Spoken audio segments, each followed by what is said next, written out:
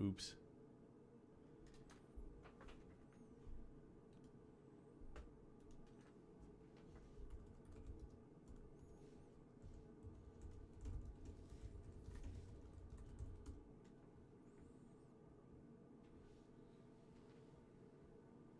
There it goes. That's the image I want.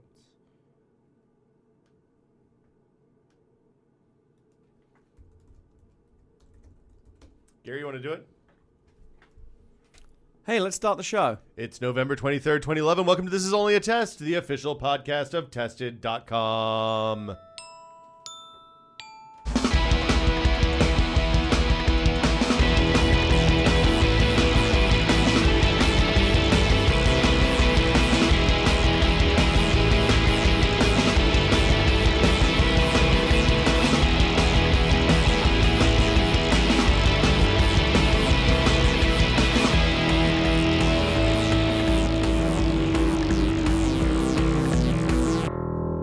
Will Smith joining me today, as always, for another episode of This Is Only a Test, a Thanksgiving spectacular.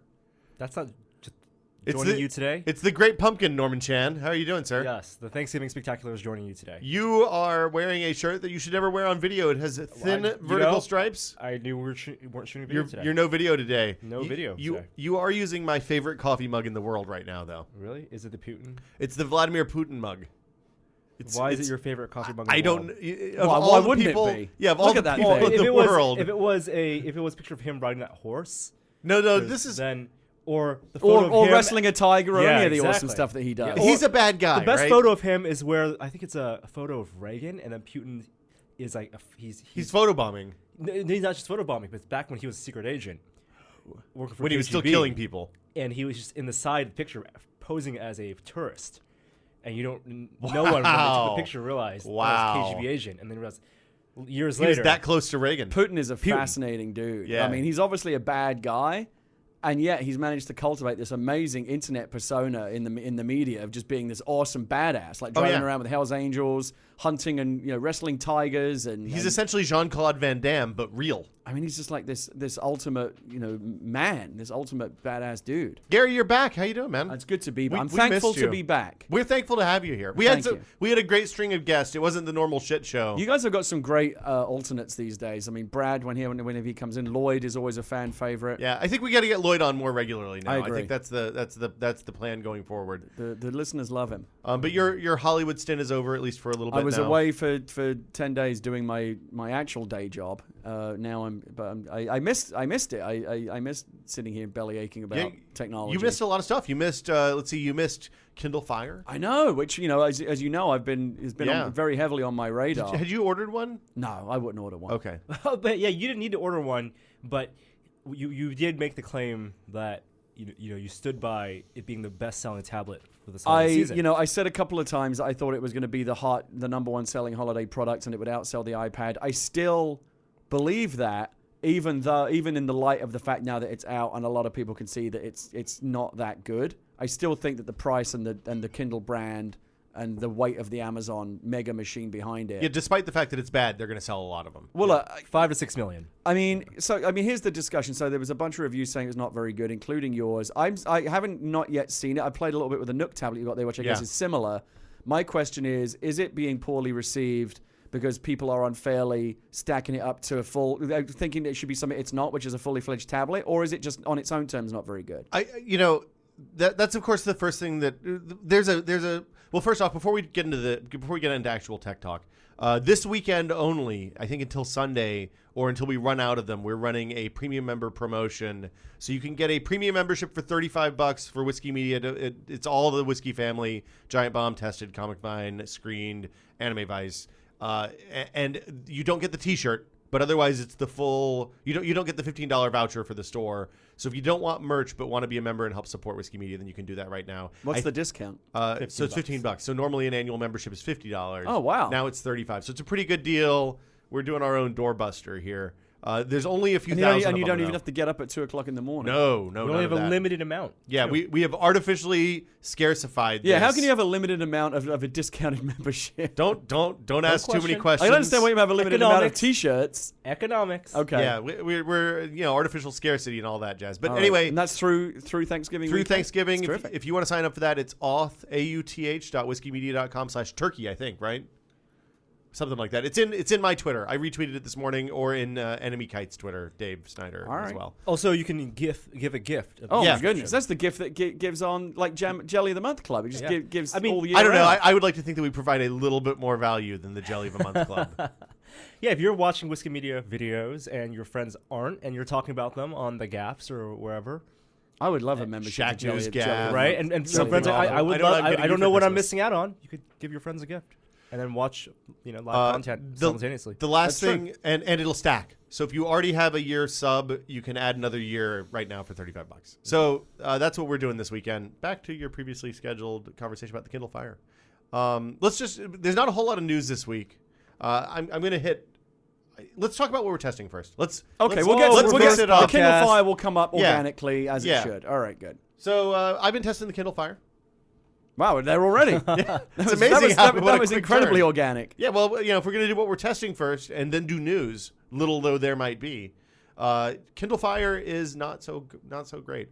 You Define asked, not so great. so Gary asked if it's not so great compared to a $500 iPad 2, or if it's just not so great as a product. On its own terms. As it stands right now, it is my least favorite way to read books from Amazon, Kindle books. Okay. So you still prefer e-ink, I obviously. prefer the old e-ink, the third gen, Yeah. maybe even the second gen. I haven't used that in a long I haven't time, so put the it's old difficult and the to say. new e-ink next to one another to They're compare. the All same. I know You is can't tell the the e-ink on the $79 Kindle that I bought is fantastic. I'm I'm very pleased with it. After using, we'll talk about that in a minute. I like the iPad and iPhone apps and the Android apps and the WebOS app, which isn't very good. what about the web app? I haven't used the web app. Okay. So I think that the Kindle Fire is bottom of the pile in terms of both apps and devices that So you in can read. both- Well, let me books ask on. you There are this two things, question. right? For the ebook reading experience, the screen, so Yeah. LCD, in terms of LCD screen quality, you still like the iPad size, form factor. I like the iPad. I like the Nook Color. I like the Amazon app on the Nook Tablet. And then as a Sorry, touch Nook screen, Tablet. Don't buy the Nook Color. It's as bad. a touch screen ebook reader, It's bad. it's bad for page turning. Yeah, it's bad for page turning. There's not enough granular control over brightness, so you can't actually make it dim enough to lay in a dark room and read comfortably. Oh, that's annoying. I know. Like They with- don't have like a slider or something? it does, but it just doesn't. It's on eye blast the entire time. That's something they should be able to fix in software. I would Yeah, think. for sure. But the point is, whether you're on the iPad, you just turn the brightness all the way down, or the Nook Tablet is really good at that. You can turn the Nook Tablet backlight almost all the way off. Right. In order to be able to use an LCD display in the dark comfortably, you have to turn it off. And literally on the lowest brightness setting, the Kindle Fire is still bright enough that I could use it as a flashlight to walk around the house at night. So Especially when the battery life isn't that great. yeah, the battery life's bad. Well, let's focus on the Fire for a second Okay. here. For $199, which is a very compelling It's price. a good price. Obviously, the e-ink versus LCD trade-off is something you're getting in terms of in exchange for all the other functionality. So it will play games, it'll run Netflix, Right. and browse the web, Of do course. email. Obviously, it's never intended to be as fully functional as a $500 iPad. My question is, for $199, do you get what you pay for? If you're saying, well, I'm happy for this to be an e-reader and to play Netflix and to do some basic things, are people going to be satisfied with Well, that? so the other stuff that's weird about it is the video playback isn't particularly good. I had For a lot both of Netflix and Netflix Amazon was Video. okay, but not great. Amazon was definitely stuttery. I mean, Right. it And that's could've a been- software problem. Their I don't player's know. never been good. I mean, whether it's a software problem or a service or what, there's no excuse for video stuttering on that kind of device when you're selling it as a thing. The web browser is not quite useless, but real bad. Right. I mean, we were talking about this before the podcast, but I'm not a huge fan of any of the tablet browsers at this point. So even though you're not making it as a direct comparison to the iPad, and it's unfair to make it as a direct comparison to the iPad, your experience with iOS and the iPad, though, has given you certain expectations for devices and web in general. It's not even that. It's that my expectation for a device that advertises ultra fast web browsing is that you can type a URL in, and most URLs should work, hit the button, and the page loads in a reasonable period of time, and then you can do things like scroll and click on links. The ultra-fast web browsing that they're advertising, I think, when they say Silk as a technology, is largely just load times, not actual browsing. Well, I know it's very misleading to consumers. I don't care. I'm a dude who uses... I know. I'm saying that's that not their not intent, a fair... then, it's very misleading. So their intent is to mislead people. Absolutely. They're marketers. Yeah, I find that very distasteful. Yeah. Okay, so looking at the wider market, obviously there's been a lot of, all the speculation from even long before Amazon even announced this thing, and certainly after they announced it, very exciting. If you've got people like me saying it's going to outsell the iPad and blah blah blah, the Nook tablet kind of crept under the radar, right? They didn't get anything like the same kind of media speculation. People dismissed it. They said it's $50 more expensive and doesn't have anything like the mind share that Kindle has, so it's probably not going to do as good. But it looks like it's the better product. Yeah. In that kind of vague price range, $50 is a pretty wide swing. One last thing about the Kindle before we go on. I'm actually getting people on Twitter saying they're returning them, which I've never... Returning what, the Fire? The Fires, yeah. Well, you cancelled your pre-order, right? I did cancel the pre-order. Right. Is it after you started hearing the rumblings that it wasn't very good? No, I just realized you have an iPad. I have an iPad 1, and it's perfectly fine right now. I don't know where I would I mean, use how's this going to fit into your suite, your tech life? Yeah, it would sit on the back of his toilet. I can watch Netflix on my Mac. Now, do you have a regular Kindle? I do have a regular Kindle. Okay, yeah. so you so can do e-reading there, e-books, right? Yeah, exactly. And I have the iPad, which between an iPad and if you have an iPad and a Kindle, there's no reason to own one of these. No, mini absolutely tablets. not. But it really is many people don't, and so this is obviously aimed at them. People that have been priced out of the tablet market. Here's the until thing. right now. The Kindle Fire entry level. Depending on how fast Amazon iterates software, we talked about this a little bit last week. We're going back over it again. Depending on how fast Amazon iterates software, they could fix a lot of the problems with this device in software. Not having home button, and volume control, hardware volume controls is dopey. And they can't fix that with software, right. But they should be able to fix the browser, the confusing interface stuff, the poor performance in the video streaming, and the poor performance in the Reader app with software updates. It seems like the Amazon's kind of credo with this, the way that they built this thing, was to start with the price and say, we want to come in at this price, and we're not going over it. $199 is what is going to sell this thing. Build the tablet that we can build for that and sell at a profit at that price. I think actually they started at a higher price internally because all the leaks and rumors were $249, right? $249 with the Amazon Prime thrown in. And I think at the last moment they realized for this product and this quality, especially with, I'm sure internal rumblings knew that the Nook tablet was coming. So they want to come in under that. They want to come in on that. And $199 mentally is a very, very attractive price. It is. Again, I always think once that top digit clicks down from like a 2 to a 1 or a 3 to a 2 or from a 1 to a 0, like $199 becomes $99, then it becomes truly compelling. Well, literally, that's why everybody has How much money can they be Wiis. making on these things? I don't think they're making any not. money. They're subsidizing. They're probably selling these things with either breaking even or at a loss. At a loss. Again, because where they really make the money is by getting you into their ecosystem, buying a bunch of Kindle books, so you're locked into them. Books, their apps, app store. Movies, and music. It's the Amazon App Store. The physical thing, the design, and not having the physical home button at least. Yeah, that is stupid. It's not like. Because it's the same designers, hardware designers, as the people who made the BlackBerry. Yeah. The playbook, but it's not like they just put the Kindle software on the playbook. No, it's a different form factor. It's a little bit smaller even. Yes. So I understand part of the reason why they were able to make it so cheap. Again, obviously it is underpowered, so it doesn't have the same kind of expensive components. It's actually not that. I mean, it's a less capable CPU. It's running at 1 gigahertz, just like the iPad too. Right. So there's the GPU is a little bit less capable. There's some big software problems in this thing. Is all I can tell. I think there's a little. Is it the same memory as iPad 2? I can't remember. Same RAM. Yeah, 512. Yeah. Okay.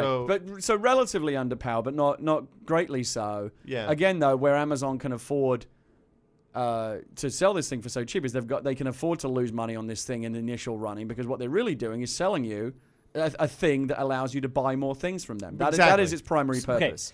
That's the second wave of tablets. Well, they wanted it for the holiday season, and all indications from suppliers indicate that they're going to release a different model of the Kindle Fire next year, whether it's an 8.9 or a 10.1 design. But they wanted something for this holiday season. They needed to rush, get it to market fast. Software is where, aside from the physical buttons, missing the volume and the home button, software is where it's lacking. But that's where they can fix also. Yeah. So they can improve the reading experience with software, theoretically. I don't know why they included this browser when their EC2 Silk stuff wasn't ready. Doesn't seem like it's. I think they had to. If they're going to pitch this as an iPad 2, as a $200 iPad 2. Otherwise, the story would have been, where the hell is the web browser? But why couldn't they license Dolphin browser, which I would rather have a browser that loads pages slower, but is better and smoother to actually browse through pages than one that loads pages fast, but then once I'm on a page I can't do anything. If you sideload Dolphin onto it, it's not I can't do anything, it's just the experience is not very good. So the critical question is this. We're coming tis the season and all that. Yeah. If you had to recommend, if a friend or a relative of yours doesn't already have a tablet, is seeing these prices now, maybe now is the time for me to jump in. Would you recommend either of these products either as a gift or to buy for yourself? Let's talk about Nook Tablet. Where the other big difference, it's mostly the same hardware. Screen's more or less the same. I don't think the screen's quite as good as the Kindle Fire, but it's a fine screen. It's bigger. It's a little bit bigger. It's an attractive looking product. I think that their industrial design's a little dopey, but I hate the little hook thing, but apart from that, in the bottom I corner. like it. It feels solid. It feels good. It's a little bit lighter, quality, I believe. It's comfortable to hold one-handed, so when you can. I think the Nook. I mean, my hands aren't massive, but I think the Kindle Fire is much easier to hold one hand than the Nook. I would say that's probably true. I'm thinking through this. I haven't seen the Fire yet, but from this, I am starting to come around more to the idea of this size. The 7-inch form factor. There is a place in the world for tablets this size. I absolutely agree, especially the 16:9 ones for people who are watching video. You can hold it in one hand relatively comfortably. Well, 16:9 and 4:3. 4:3 makes no sense at 7 inches. Right. 16:9 makes a lot more sense for comic books and I was pages. watching a little bit of Netflix on here earlier, and regardless of what you said about the video quality, turn it on its side in that landscape mode. Fills up. It's a great. It's a great compromise size. You don't really want to watch videos on your phone. It's kind of too small. iPad is great, but again, you've got to carry an iPad around. This is a nice. For those times when an the porridge iPad is neither too hot nor too cold. Yeah. Yes. When your 1.2 pound iPad is too big for you. Well, it's not about the weight. It's about the size of the thing. And so this is I think it is filling that gap quite nicely. So the bezel as well. So we talked about the buttons. The other thing that the Nook, the Barnes & Noble did that's really good is they put enough storage in this thing. So it's 16 gigs of storage as opposed to 8. And as opposed to 8, and it has a micro SD slot, so you can add more. Okay. Which is the means Fire not expandable? No expansion, only 8 gigs.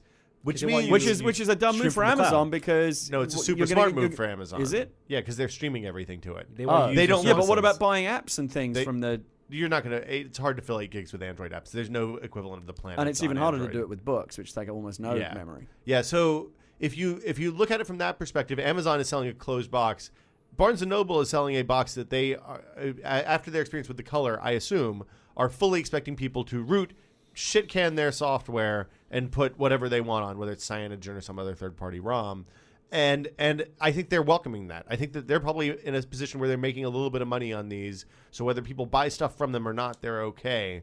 And that makes this a much more interesting product for the people who are reading tested and are going to say, okay, I don't want the stock software on either of these. I'm gonna make this better and make this a real Android tablet. Would you give either this or the Fire to someone you like as a gift for Christmas? It depends on the person. I would give one of these to Norm because I know that he can take it and make it something awesome. I would never give one of these to my mom. The Nook tablet, not the Fire. Yeah, the Nook tablet. So the Fire is off the table completely. No.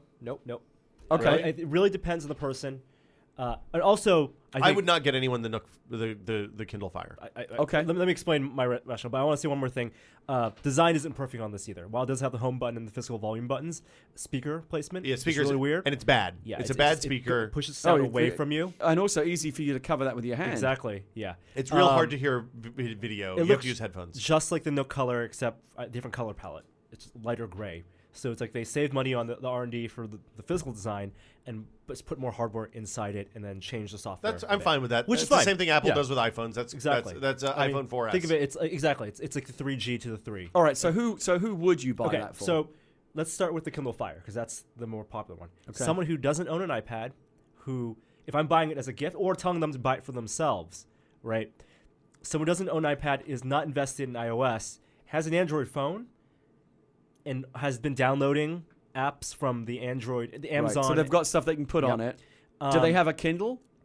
Regular Kindle? I think even if they have a Kindle, I think a Fire, if they don't have a current tablet, and they don't have like a MacBook Air to watch Netflix, $200 for a device that can watch Netflix relatively well, can still browse the web if you sideload Dolphin, and you can also do ebooks. Yeah, but my mom's never going to sideload Dolphin. Well, no, so not for your mom then. Yeah. Not for your mom. I mean, that's the thing. They're trying to sell this to moms, and what they've made is a product that is awesome for people who are willing to hack away at it. Web browsing is an absolute, even on these kind of half-assed where they're saying, well, it's not a full tablet. I don't care. Web browsing is a pillar. It's just expected. You've got to have it's it. expected. Right. Well, and it's not. I mean, the bar for that's pretty low right now because web browsing on the best of tablets is not particularly good. I would dispute that. I think web browsing on the iPad's pretty decent at this point. There's still a bunch of stuff that just doesn't work. Not even Flash stuff, but like heavy JavaScript pages and all that. Sure. I would say it's just not ideal. Yeah. When you're comparing to like a browsing experience on a MacBook Air or even a Chromebook. Mm-hmm.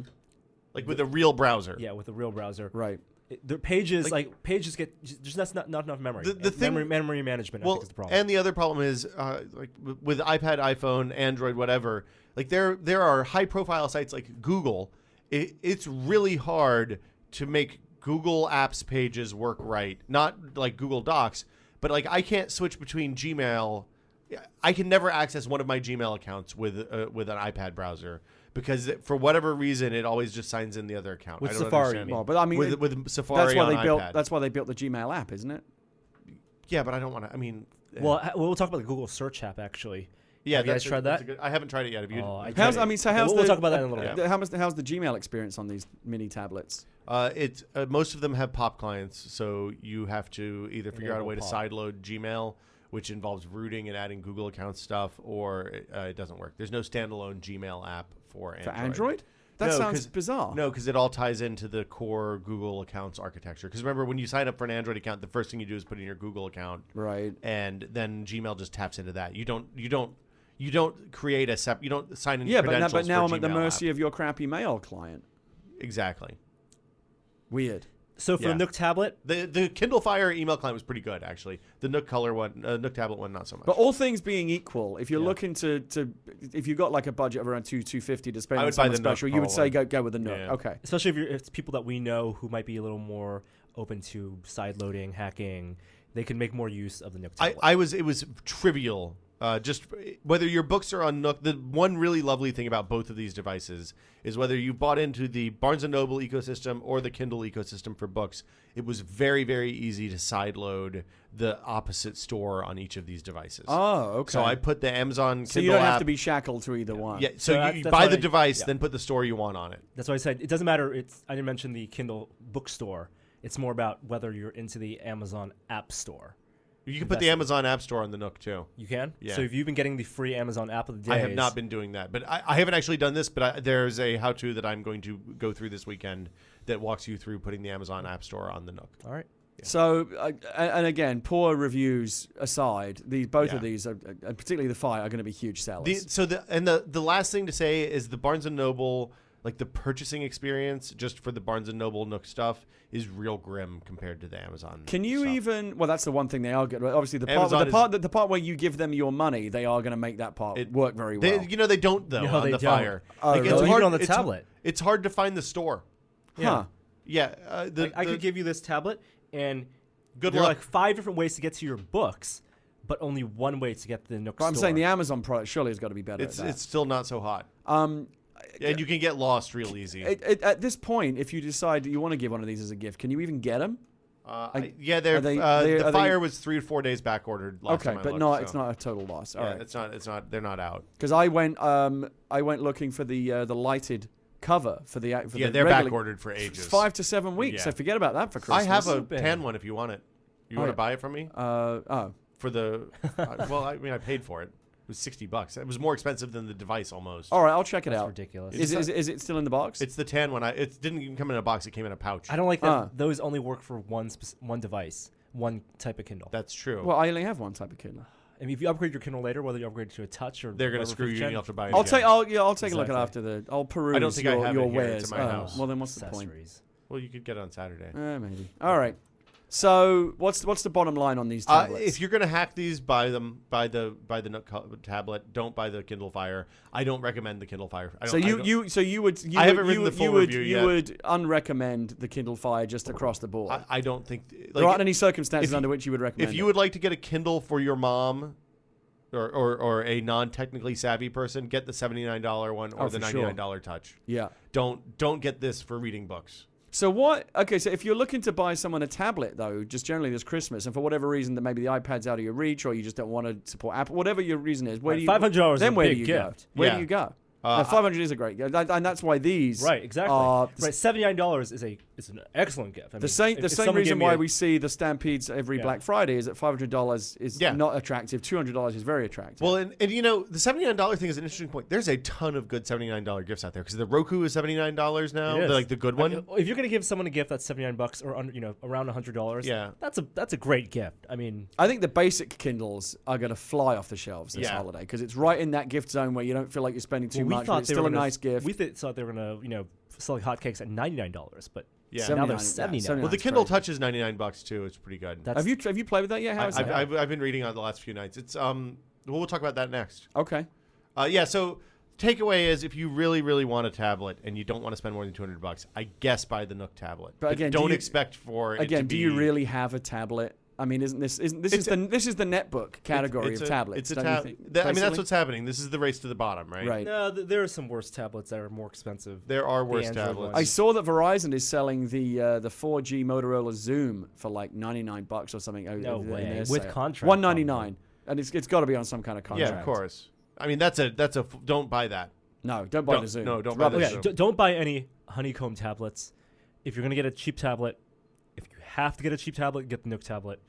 But don't buy any Android honeycomb tablets right now. Yeah, because stuff is coming. I think it's changing, and I think it's going to change a lot in 2012. But for right now, there's the iPad, and then there's a big drop off to your next alternative. Don't you think? I mean, I think at some point in the not too distant future, both the Kindle Fire and the Nook tablet will be supported by third-party ROM makers. And like you said, software fixes will fix a lot of these performance issues. They should. Hopefully. You know what number 2 selling tablet this year is so far? What? Well, you know the number 1 is iPad. Well, obviously. iPad 1? HP touchpad. Really? Oh, that's right. Yeah, that's sense. true. I remember reading that story. Yeah, because everybody gobbled them up when they were $99. Yeah. So, Kindle Touch. I apologize for all the reader talk. We didn't schedule all this stuff to come out this week, but that's just the way it is. So when they announced this new range of Kindles, I didn't know if I wanted to get the 79 one that was out right away or hold on for the. And in the end, I went to 79 because you didn't quite know what you were going to get with the Touch, and also I wanted instant gratification. I wanted the one that was available that day. You have poor impulse control. It's well established. Terrible. But now that the Touch is out, am I going to regret not waiting for it? I don't think anybody who bought one of the $79 Kindles should regret not waiting for the Touch. Like the $79 Kindle is a fantastic device. Mm-hmm. The buttons are really good. My only real minor gripe about that device in general is that the bezel isn't really wide enough. Like you need a thumb width bezel on that kind of device so that you have a good place to hold and not get your fingers on the screen. It's not a problem.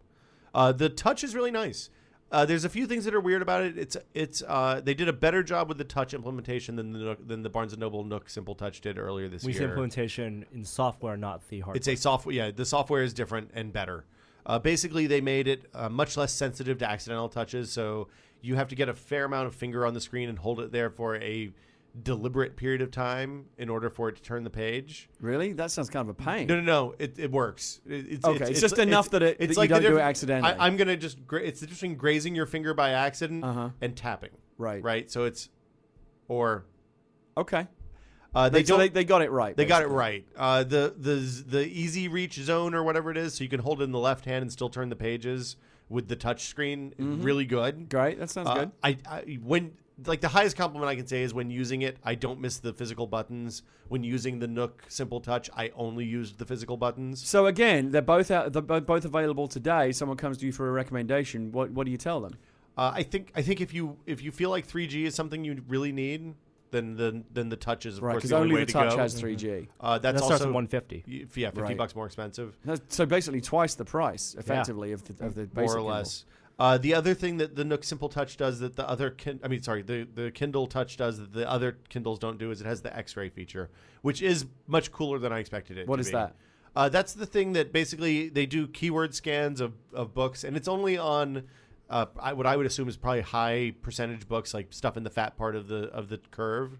But like so, reading Neil Stephenson's Reamd, you can hit the X-ray button, and it has items that are mentioned on the page So like if somebody says Missouri on the page, there'll be a click through to the Missouri Wikipedia article. I don't care about that. And it pulls all that stuff down. It's not any good if you're reading novels, really.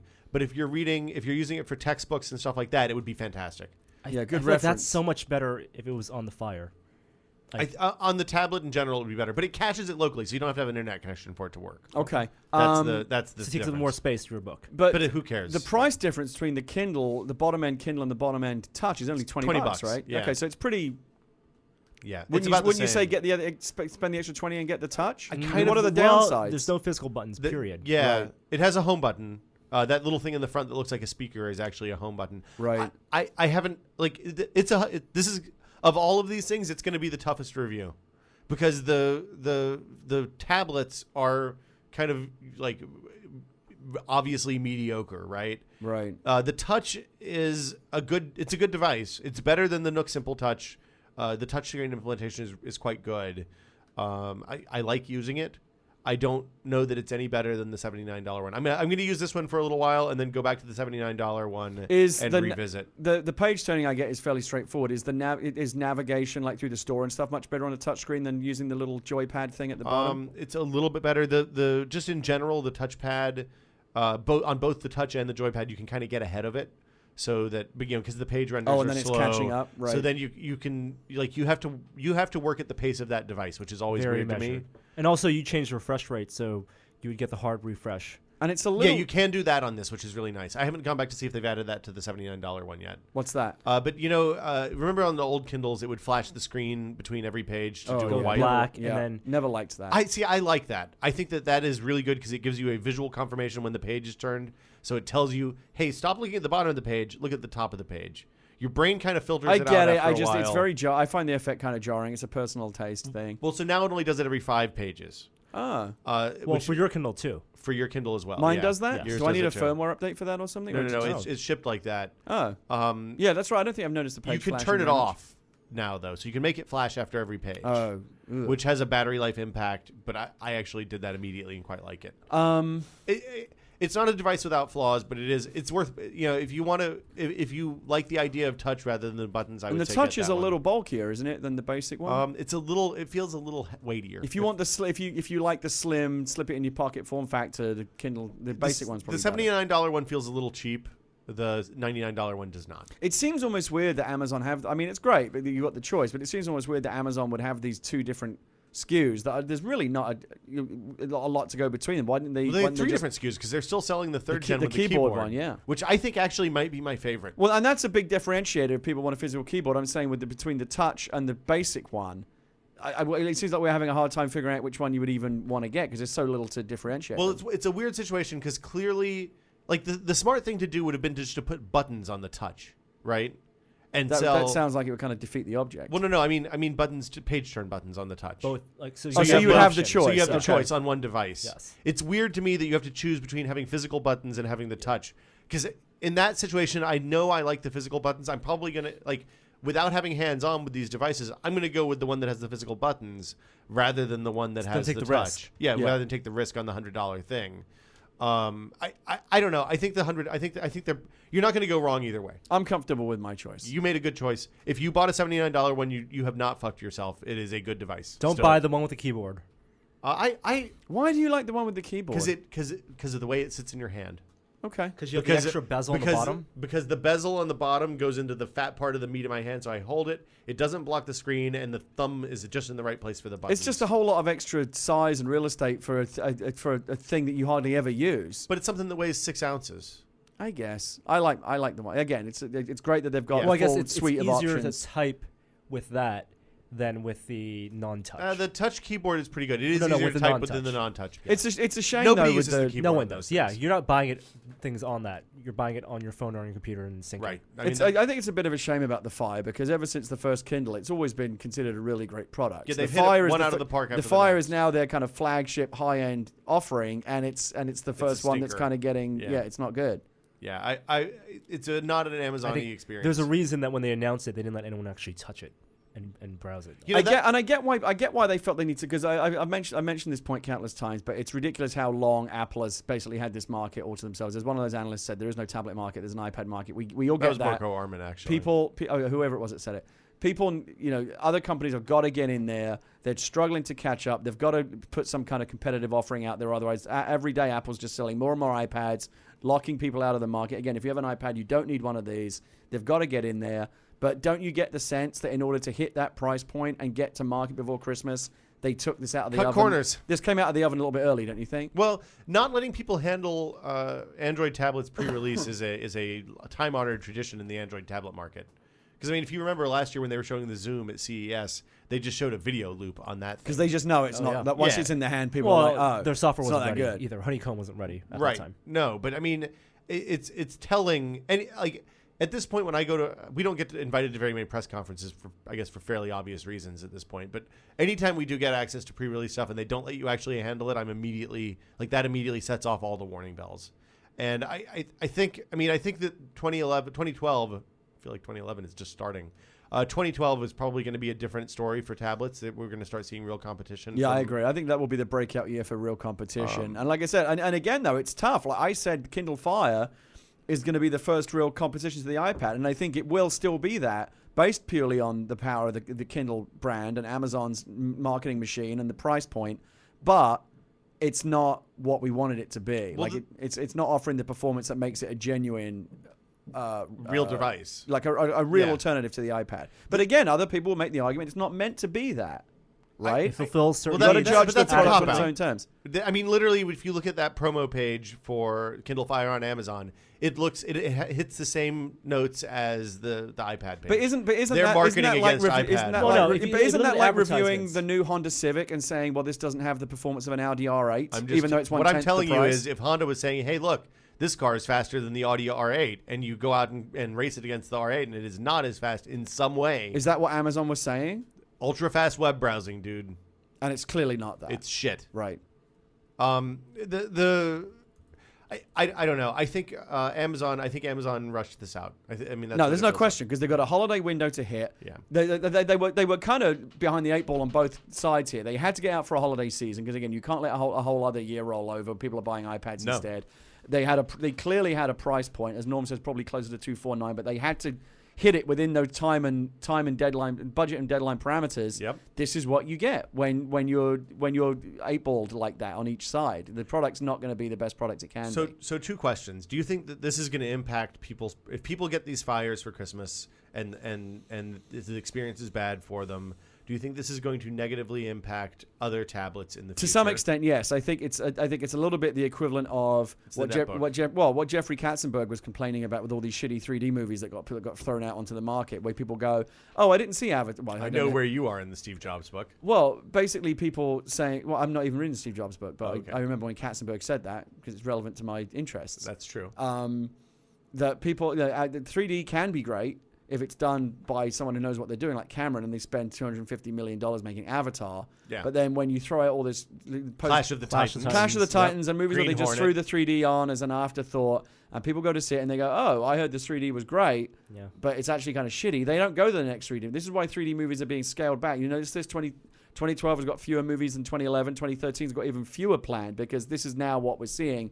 The backlash, people won't pay more money for an inferior product. Well, the thing that on the 3D front, the thing I'm happy to pay for are high quality animated movies in 3D. When it's easy for them to or stuff like Harold and to Kumar, animals. which we all went and enjoyed. Yeah. Because they played it was to the, cheesy. They played to what the strengths of 3D basically still are, which is a very simple gimmick. They made fun of it, and that worked. Yeah, but you can only do that once or twice. Yeah, agreed. Agreed. Okay. Last question on the ebook stuff. You guys are both. Well, Norm, you're more of you're not a huge novel reader. Yep. Magazine, Do you- long-form article. Do you guys miss paper books? I own paper No, books. not When I at buy all. books, I buy You paper buy books. paper books still. Not at all. And I remember when we had Veronica on Oktobercast, she was talking about how she always still likes to have the physical book. Yeah. To me, they've just become a thing that takes up space because less so than movies or records. I mean, I don't have physical records anymore. That's all digital at this point. Yeah. But I still do have a very large Blu-ray collection and DVDs because a lot of that stuff isn't available digitally, and I will take that stuff out and watch it over and Well, over. and the digital versions are inferior. So if the best case is 720p from the iTunes store, then versus a 1080p 30 megabit gigabyte But file. the point I'm making is when it comes to books, I know I'm probably atypical, but like even my favorite books, I read once and then they sit on a shelf. I won't reread them. Oh, okay. And so for the most part, they just take up space. And anytime I move, I'm like, oh my God, 20 boxes of books that the only time I've touched this book the last time I touched this book was to move it from the last house. Yeah. And now it's sat on a shelf and now I'm only picking it up again because I've got to pack it into another box. Right. Why do I even have these things? For me, I have no sentimentality about paper books at all. Get rid of them. This is the way it should be. Yeah, I'm just going to give them all to the Goodwill store, I think. Yeah, I'm in kind of the same boat. I have a room, like the guest bedroom has bookshelves on 2 walls that are completely filled with books.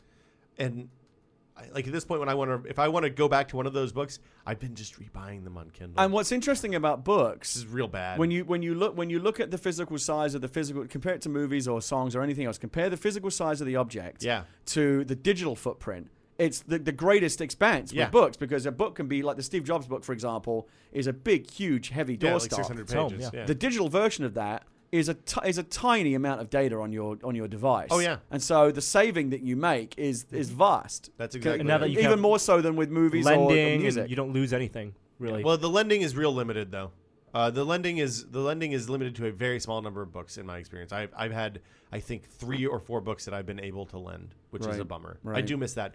But on the other hand, I've always been of the opinion that if you lend someone a book, you should just make it a gift rather than a lend. Because people never return books. Don't expect it back. Yeah, agreed. Right. So I just buy the book and send it to them. And again, I'm still hoping that at some point they'll figure out a way to crack this business model where you can buy the physical book and get a code for the Kindle version. I don't see why they haven't. Would you keep doing that though? You're not going to do that. I wouldn't, but for people like Veronica and you, it would be great because you don't have to make I don't buy the choice. physical books anymore. Okay, well, for people like Veronica, and I'm sure there are others like them who aren't yet ready to give up the smell of the page and the old school feeling of sitting with a book. Yeah. I don't appreciate that at all. Just simple things like up my Kindle in front of the fireplace. Unless you're willing to pay big money for a hardback, even with a paperback, like just you got to crack the spine to keep it open. Otherwise, you're constantly holding the page open. Just things like that on a Kindle that are just irrelevant now. Well, see, I was a hardback buyer. I was a hardback buyer. Like I would buy stuff the day it comes out on hardback and pay 3 prices for it. Yeah. If to own a book, if you're going to keep one, keep buy it the hardback, first edition. Otherwise, and I have a lot of books that like I would go when the author would come and they do a signing on the first edition. So I'll probably keep those, but the rest of it I'm gonna. I find myself buying a lot of like. You're buying a lot of art books lately, because those you can't like. The digital versions just don't cut it. Like we're talking like art of movie books. In that case, I mean the physical like coffee table books. The nature of the book is part of the experience. Yeah, I get that, but like a novel or something. Why would you need it? One of my favorite books that I bought last year was that Norman Mailer Moonfire book about the Apollo landings, about the Apollo program. And it's like I mean, you guys have seen it. It's in my bookshelves at home, but it's an enormous, like huge format, like 14 by 17 or something, right? 40-pound book. And you don't get that on a Kindle or the other thing that kind of, and this is I guess not unique but particular to my situation, that got me kind of more into e-reading and realizing that this is the way I wanted to read books, is I get sent books all the time that are being considered for adaptation into movies or TV shows. So they'll send me the book, and sometimes it'll be a book, it'll either be a PDF or it'll be a book that hasn't been published yet, and I get the galleys, and so I just put that on my iPad and read it that way. And again, I'm just finding that is the way to read. I'm enjoying reading that much more that way. Oh, see, it's interesting. We get sent books, like people, I don't know how this happened, but I ended up on a publisher list, and we get sent books for pre-pub books all the time, and they never, ever have Kindle versions. Right. It's always small, too small. Well, and the worst, and Riley's not small. And sometimes they'll send me the printed version, which is just like 800 sheets of A4 paper where the book's been photocopied. Oh God, that is the worst way to read it. I actually had to read a whole book that way one time, and I hated it. Yeah. I mean, this is not real people.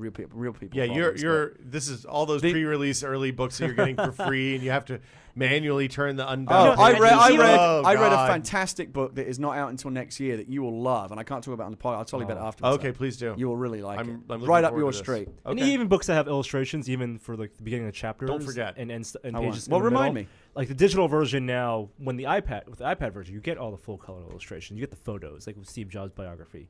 Right, you get all the appendix. You get the photos in the Kindle versions too. Have you ever bought or browsed a book where it has that little extra bit in the middle with the photo paper? But the first thing you do every time is flip through the photo. The photos I never in the middle, do. right? I always save. That's the Steve Jobs biography. Who doesn't do that? I don't. It's like the better photo paper. Well, yeah, okay, that figures. Delayed gratification. That figures. It's in the middle. Read the captions. It's the Don Who is Dra- it? Who's Don- the living who's Don the Draper, who's man. the what's the movie with the character who whenever they buy a new book they read the last page first in case they die before they finish it? That sounds like a What? Zach Galifianakis I think it thing. might. No, I think it might be like When Harry Met Sally or something. That could be. I don't remember. That- Hold that on. seems awfully quirky. I'm gonna It's consult. it's quirky, but in the worst possible way. Like I don't agree with that at all. Yeah, no. Like you're probably not going to die, and you're really kind of spoiling all your gratification of the book because you know how it's going to end. Yeah, the chat says it's When Harry Met Sally. Okay, that's what I thought. Gary, you have a 4G MiFi that you bought on your voyage to the Los Angeles. Been traveling a lot for business lately, and in the hotels that I've been staying. And here's the weird thing. This is going to take a while, but I'm going to do this one piece at a time. First of all, I wish that when you looked up hotel reviews and things, that a big part of that review was what the quality of the Wi-Fi or the internet experience was like. That is a huge part of staying in hotels, and it does not get proper coverage in hotels. It's the new reviews. HBO. You know how they used to have the signs for hotels? Free HBO.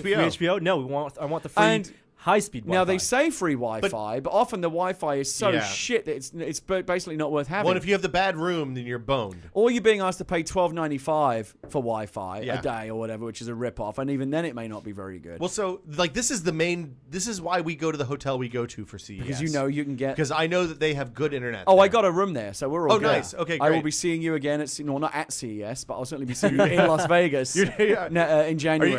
Are you gonna follow the same downward spiral as last year, or are you gonna I hope not. keep it on the up and up? Gary, I only I only really went off a cliff in the last 12 hours. I will will not- Until that point, I it am was all not good. committing to a night. No, we're not of doing the push. No, we're not doing the not push doing through. That was madness. But Yeah. we are going to go to the buffet, the Wicked Spoon buffet at the Yes. Cosmopolitan, which is fantastic. Absolutely. We're going to do all these things. I want to go to the Lotus of Siam. We got to go there. We'll have to figure out a day that we can break for lunch. Got to and find go time Lotus to of do Siam. these things. Yeah. But anyway, so I basically got tired of playing the hotel Wi-Fi lottery. Yeah. Where you go there, and I'm there for business for a week. I'm relying on my internet connection. yeah. I'm still working, and I want to be able to stay connected. The Wi-Fi often sucks. And so a friend of mine had this little gadget, the variety. And again, We don't use that word here. Okay, I'm sorry. I'm officially not part of Whiskey Media, so I can say whatever I like. You get the fuck Sorry, out. a friend of mine had this gizmo, which God damn it, that's worse. which allowed. It's a portable router. He had this doodad. Be specific. That's which, better. which allowed me. Doodad is better than Gizmo. And and I'm not going to blow anyone's minds here. People know these products are there. But it's the first time using one. It was a little bit of a revelation. The little products. This Verizon MiFi 4G LTE hotspot, smaller than the deck of cards. Press a button and it generates a Wi-Fi cloud. For a certain, certainly big enough for a hotel room or your immediate vicinity, which you connect up to 5 devices to. And man, 4G is fucking fast. I mean, it's as good as my Wi-Fi at home. At the right time, because this is like a 3rd or 4th generation MiFi device. Right. The ones that we've used years and years ago, they worked. And Right. they use like good Marvell chips and stuff inside. But to configure them was a hassle. You had to plug in over USB. No, one button, super easy. And now you have the LEDs, like they have multiple light indicators. Yeah, so You it's know- green when it's out of 4G. If any time you're out of 4G and you're back into 3G, it'll automatically drop down to 3G and the light will turn purple. So, Yep. and it's got a little e-ink And it display. tells you, exactly how E-ink, many devices are connected. how many devices are connected, your battery life, and your signal strength. So that's all very cool. It And actually does make me wish I had a 4G phone. The time and Yeah. the right time for 4G is now, or I think now. 4G has finally come of age. The At battery least on performance Verizon. is slowly getting better. Coverage is good. I think the next I mean, I've only been using it in major cities. I was sitting in a Carl's Jr. in the middle of nowhere on the way back from LA, and I got 4G. And that was on I-5. Yeah, it was just off the 5. Yeah. And so, but I was a way out of LA. But this thing is, hopefully the next iPhone will be 4G because I do feel like I'm missing out. It's The speeds. 4G is amazingly fast. It's really impressive. And now anywhere I go, any hotel, So you're any double meeting, Verizon now. any coffee shop, I've just added this thing onto my existing account. And I carry this thing around in my pocket. I can have it in the car. I got Wi-Fi in my car. Yeah. So what was the price for this? Okay, so it's Your car is your hotspot. It's $100, but you get $50 back on a mail-in rebate. Mail-in rebates are designed to fuck you. They rely on the fact that you're not going to cut out Have the you little sent it thing. in yet? I sent it in. I'm Oh, like, fuck nice. you. Okay. Somewhere at Verizon 6 mail-in to 8 rebate. weeks. That thing's going to drop through the mailbox, and someone's going to be like, fuck, they sent one in. I'm going to have to redeem it. Because that's how they rely on you not They've cutting out really- the UPC code and doing all that the stuff. mail-in rebate has really faded in the last several years. Yes. I remember like early 01, 2000s, it was a 01, huge 02, thing. it was- Yeah. I just did a mail-in rebate on Massive. my tires. It was time to replace all my tires, and it's at Wow. $100 rebate. now and I got it. I got the check. There's a transition, nice. right? It was mail-in rebate to instant rebate. Right. Yeah. Which I don't know how that works because Basically, that means that means the store then handles the They do it for you in the store. But it's still, I think these companies, they license out like a firm. Well, to there was keep it also all. some threat of regulation. And also, I mean, some people actually, there are small services that started to pop up where people would take care of your mail and rebate for you. That's like so middlemen. lazy. Well, people are lazy and they don't mail it in. That's right. true. But I think it was against policy or something, and they couldn't do it because you had to mail it in. For some Anyway, reason. so the pricing on this Yes. thing. Yeah, it's- $100. Now, $50 and also, I rebate. just had to say thank you to TheVerge.com, the new tech site. I was literally sitting in the store, and Verizon offers two: a Verizon MiFi Yeah. and a Samsung one. And the Yeah. Samsung one looks a bit sexier. Yeah. And the MiFi's been doing this for ages. and the so. lady in the store was trying to steer me towards the Samsung one, which is $50 more expensive. Yeah. I'm like, well, hold on.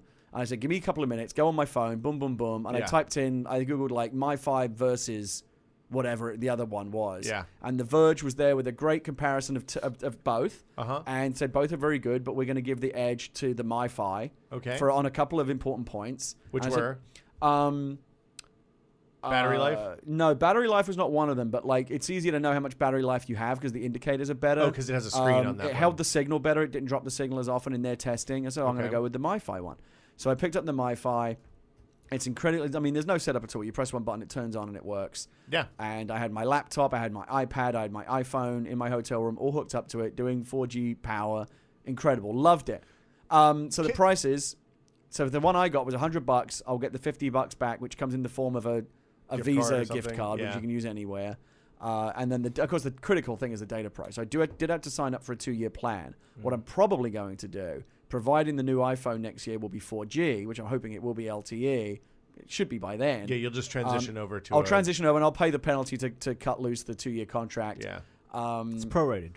Yeah, so it'll be, and I already did all the math. I figured out how much I would have to pay to cut And- loose the and contract, on or I might something- keep it. I mean, it's useful. For example, if your internet goes out at home, a problem. Yeah, I believe actually you're familiar with. almost went and got one last week. It's a great bridge. It's a great bridge. You Yeah. know, the 24, 48 hours, whatever it might take to get your internet back, this will The plug only that gap bad very, thing- very well. 5 gigs, right? Okay, so $50 a month for 5 gigs, Yeah. or $80 a month for 10 gigs. Now, for the way that I use it, 5 I'm never gigs is going to plenty. go over 5. Yep. Was there a cheaper plan? Was there like a $30 No, that's the for base- two- baseline. Oh, man.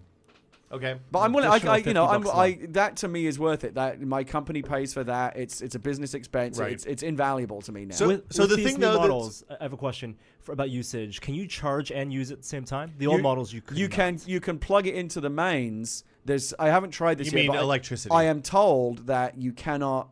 The USB cable that comes with it says for firmware updates only, and I believe the Verge review said that one of the downsides of the one that I got as opposed to the Samsung was that you cannot USB charge and have it. That work was at the always same a problem time. with the MiFis, is Right, that they so- go into standalone modem, USB modem mode when you plug them Again, in. that's not been a problem for me. If it's in the car, I've got it plugged into a car charger. If it's in my hotel room, I've got it plugged into the So mains. the standard AC. Again, and again, if you need it, you can't plug it in. Then you're good for like 4 hours off the battery. Yeah. So I don't really care about plugging it into my computer. Okay. So I love it. I love it. It's one of the best things that I've bought. It's fantastic. How much data have you used? Have you looked yet? Think the week that I was away, I used about 1.5 gigs out of 5, and that was a So week you're I- on pace. Oh yeah, I'm basically. doing. Yeah, I mean, I'm not going to be using it that way. This is No. mostly for travel and for emergencies, and it's great to be able to be like the Wi-Fi hero. So like you're at an airport or whatever. So Oh, yeah. the Wi-Fi here doesn't work. You go, allow me, and you're like, I cast spell of summon, Oh, yeah. summon greater Wi-Fi. Literally- and I've created a Wi-Fi banquet Have you been for playing all my Skyrim? for all my party members to use. The first time I saw one of those was a guy on an airplane. I was like, "Hey, there's a Wi-Fi hotspot in this airplane." He's like, "Oh yeah, it's right here," and he pulls it out of his shirt pocket. This was probably 4 years ago at this Yeah. point. So yeah, Blew my fucking mind. I know, and 4 years later, it's still blowing mine. Because Yeah. I mean, I kind of knew in the abstract that these products existed, but it's only when you use them you go, "Holy fuck, this thing is useful." Oh yeah. It's only not useful when you're at a convention center And where everybody everyone else has And has one. again, Yeah. no doubt the comments threads will be filled with the fandroids going, "Duh, I've had 4G on my phone for ages." Yes, it's great. It's I different now, having it I on the get phone it and the now. PC though. Yeah. The other thing I would say is that if you think 5 gigs doesn't sound like a lot of data, it's not a lot of data for a phone. It is a lot of data for a phone. It is not a lot of data for a real computer. No, and I was a little bit nervous every time I would key up a YouTube video or whatever. But to be honest, even that's not that much data. What's your mechanism for tracking how much data you've used? Verizon has a go to my their billing website, site, my yeah. Verizon. I've got plug in my account. It's got a little drop down of your devices, and it tells you your data usage, and it updates, very almost instantly. So I know what I've got. Yeah.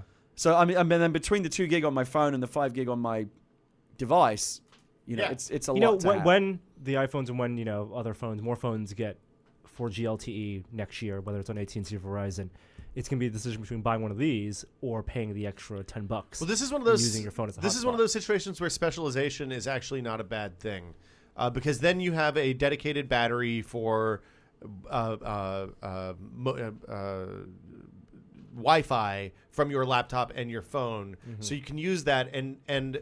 You know, the hotspots, the mobile hotspots on the phone are a battery destroyer. Yep. And also, can they do multiple devices? Yeah, they can do up to Okay. 5, depending. Okay. It's up to the carrier. Right. But yeah, so you hook 5 devices up to it, and you are going to eat But your again, battery if you're in an a hour. hotel room, plug the phone in, it's not an issue. Right, but if you're in the airport, being Yes. the Wi-Fi hero, you're less likely But to again, pull in an it out. airport, you're only going to need it for like half an hour or an hour, probably. But a half an hour or an hour will eat the entire battery in an iPhone 4. Because, of course, you know what happens at the airport is the scavenger hunt for the open power outlet. And Right. every motherfucker has got there before you. Right, there's a line of people queued up there. Are like, you the person that says carry a power strip? Always carry. I don't carry a power No, not strip. power strip. You carry one of those. I carry one of those bricks, battery. No. Well, no, but what he's saying is like some people. So I can go up. So there's yeah. a person sitting there, and I can go up, and they've got the power. I say, hey, can I plug in my power strip, and we can both use the power? I'd say no. You would say no. No, I'm sorry. I'm using it. Wow. Yeah, not enough I for don't- everyone. yeah, I got here first. Asshole. Sorry. Yeah, dibs. Survival of the fittest. No, Dibs. no. If someone came up to you and said they had the power strip, or like one of those octopods, or Yeah. whatever, right? And a four-way split, you wouldn't disconnect. No, I'm not. No, it's okay. I got it. Or even just one of those little plugs that just doubles it. Yeah. You don't even need the strip. I think I'd. But you wouldn't. I would do have that? trouble not conforming to societal pressure. I would find there. a way to accidentally spill my coffee on your laptop. It's more It's about if the you did that. proximity. It's But more a very because Larry David it's more thing, because right? I didn't want to be sitting next to some random strange Right, person. exactly. Well, no, but I can just go sit around the other side of the column or whatever Maybe. that you're leaning against. What if there's no space? What if there's chairs everywhere and we'd be all snuggled up right next to each Wow, other? this is downright un-American. well, It's you very know. Larry David, though. It is very Yeah. Larry David. I fully expect to see this in the next season of Curb Your Enthusiasm. Exactly. Last thing, Norm and I fried some turkeys on Friday. We did. That video's up on the site 2 of now. We tested an electric fryer versus a gas fryer, like a gas bucket fryer, basically. But they both require lots of amounts of extremely hot oil. Copious peanut oil. Yeah. It's dangerous stuff. And with the peanut shortage, Is there a peanut that's why shortage? peanut oil was crazy expensive. Really? A couple of tips on finding cheap peanut oil. Apparently, Costco. It has to be peanut oil? It doesn't have to be, but it's the best. you wanted to use a high smoke point oil so you don't actually light the oil on fire, which would be really bad.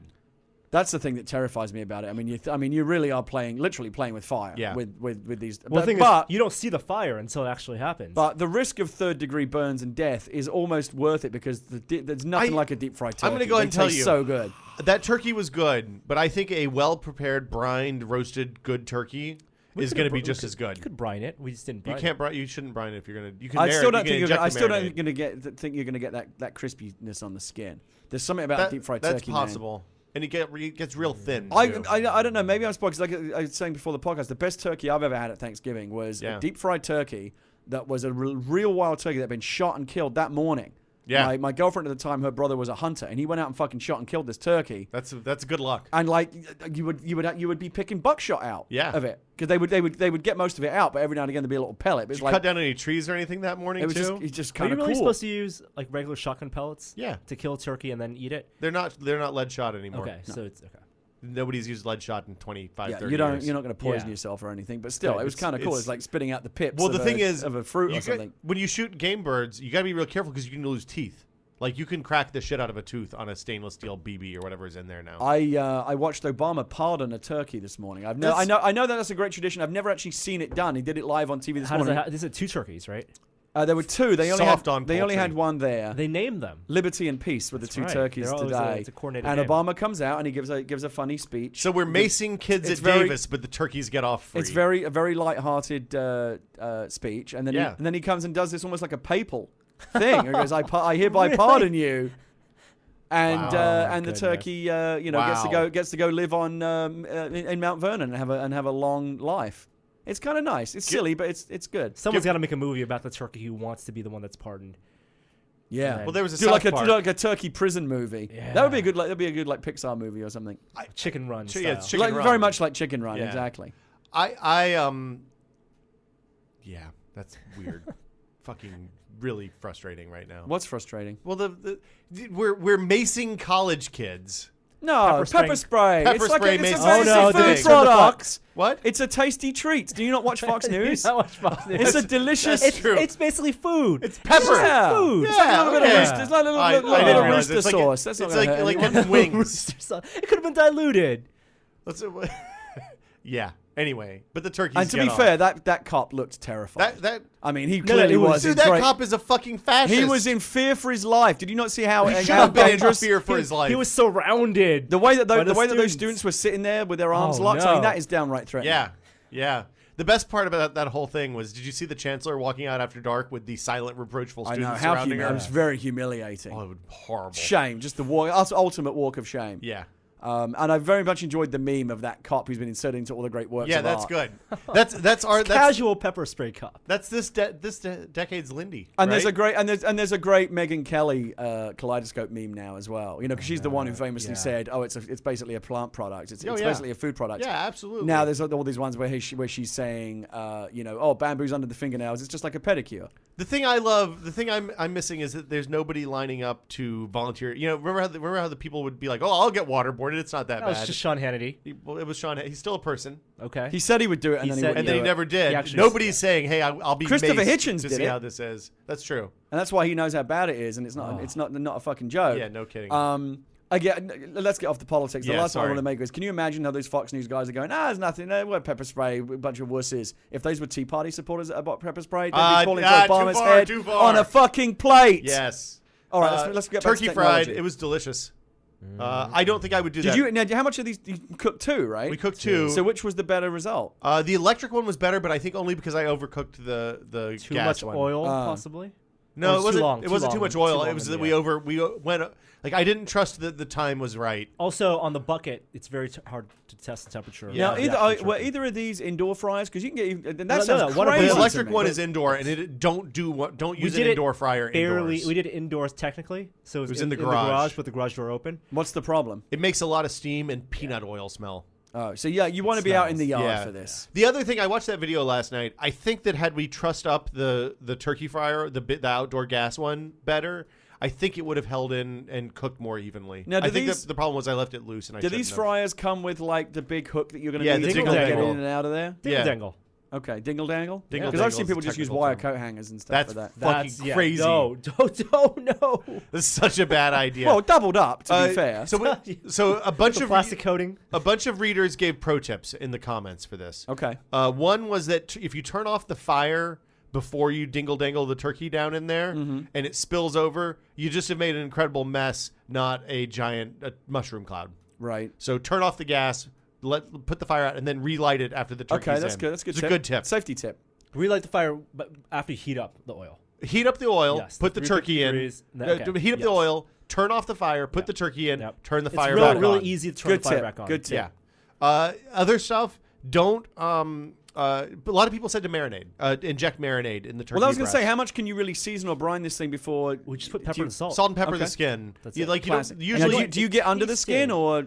In the cavity? Well, when I roast, I usually get under the skin with like some butter and salt and pepper, right? Yeah. Maybe a little thyme.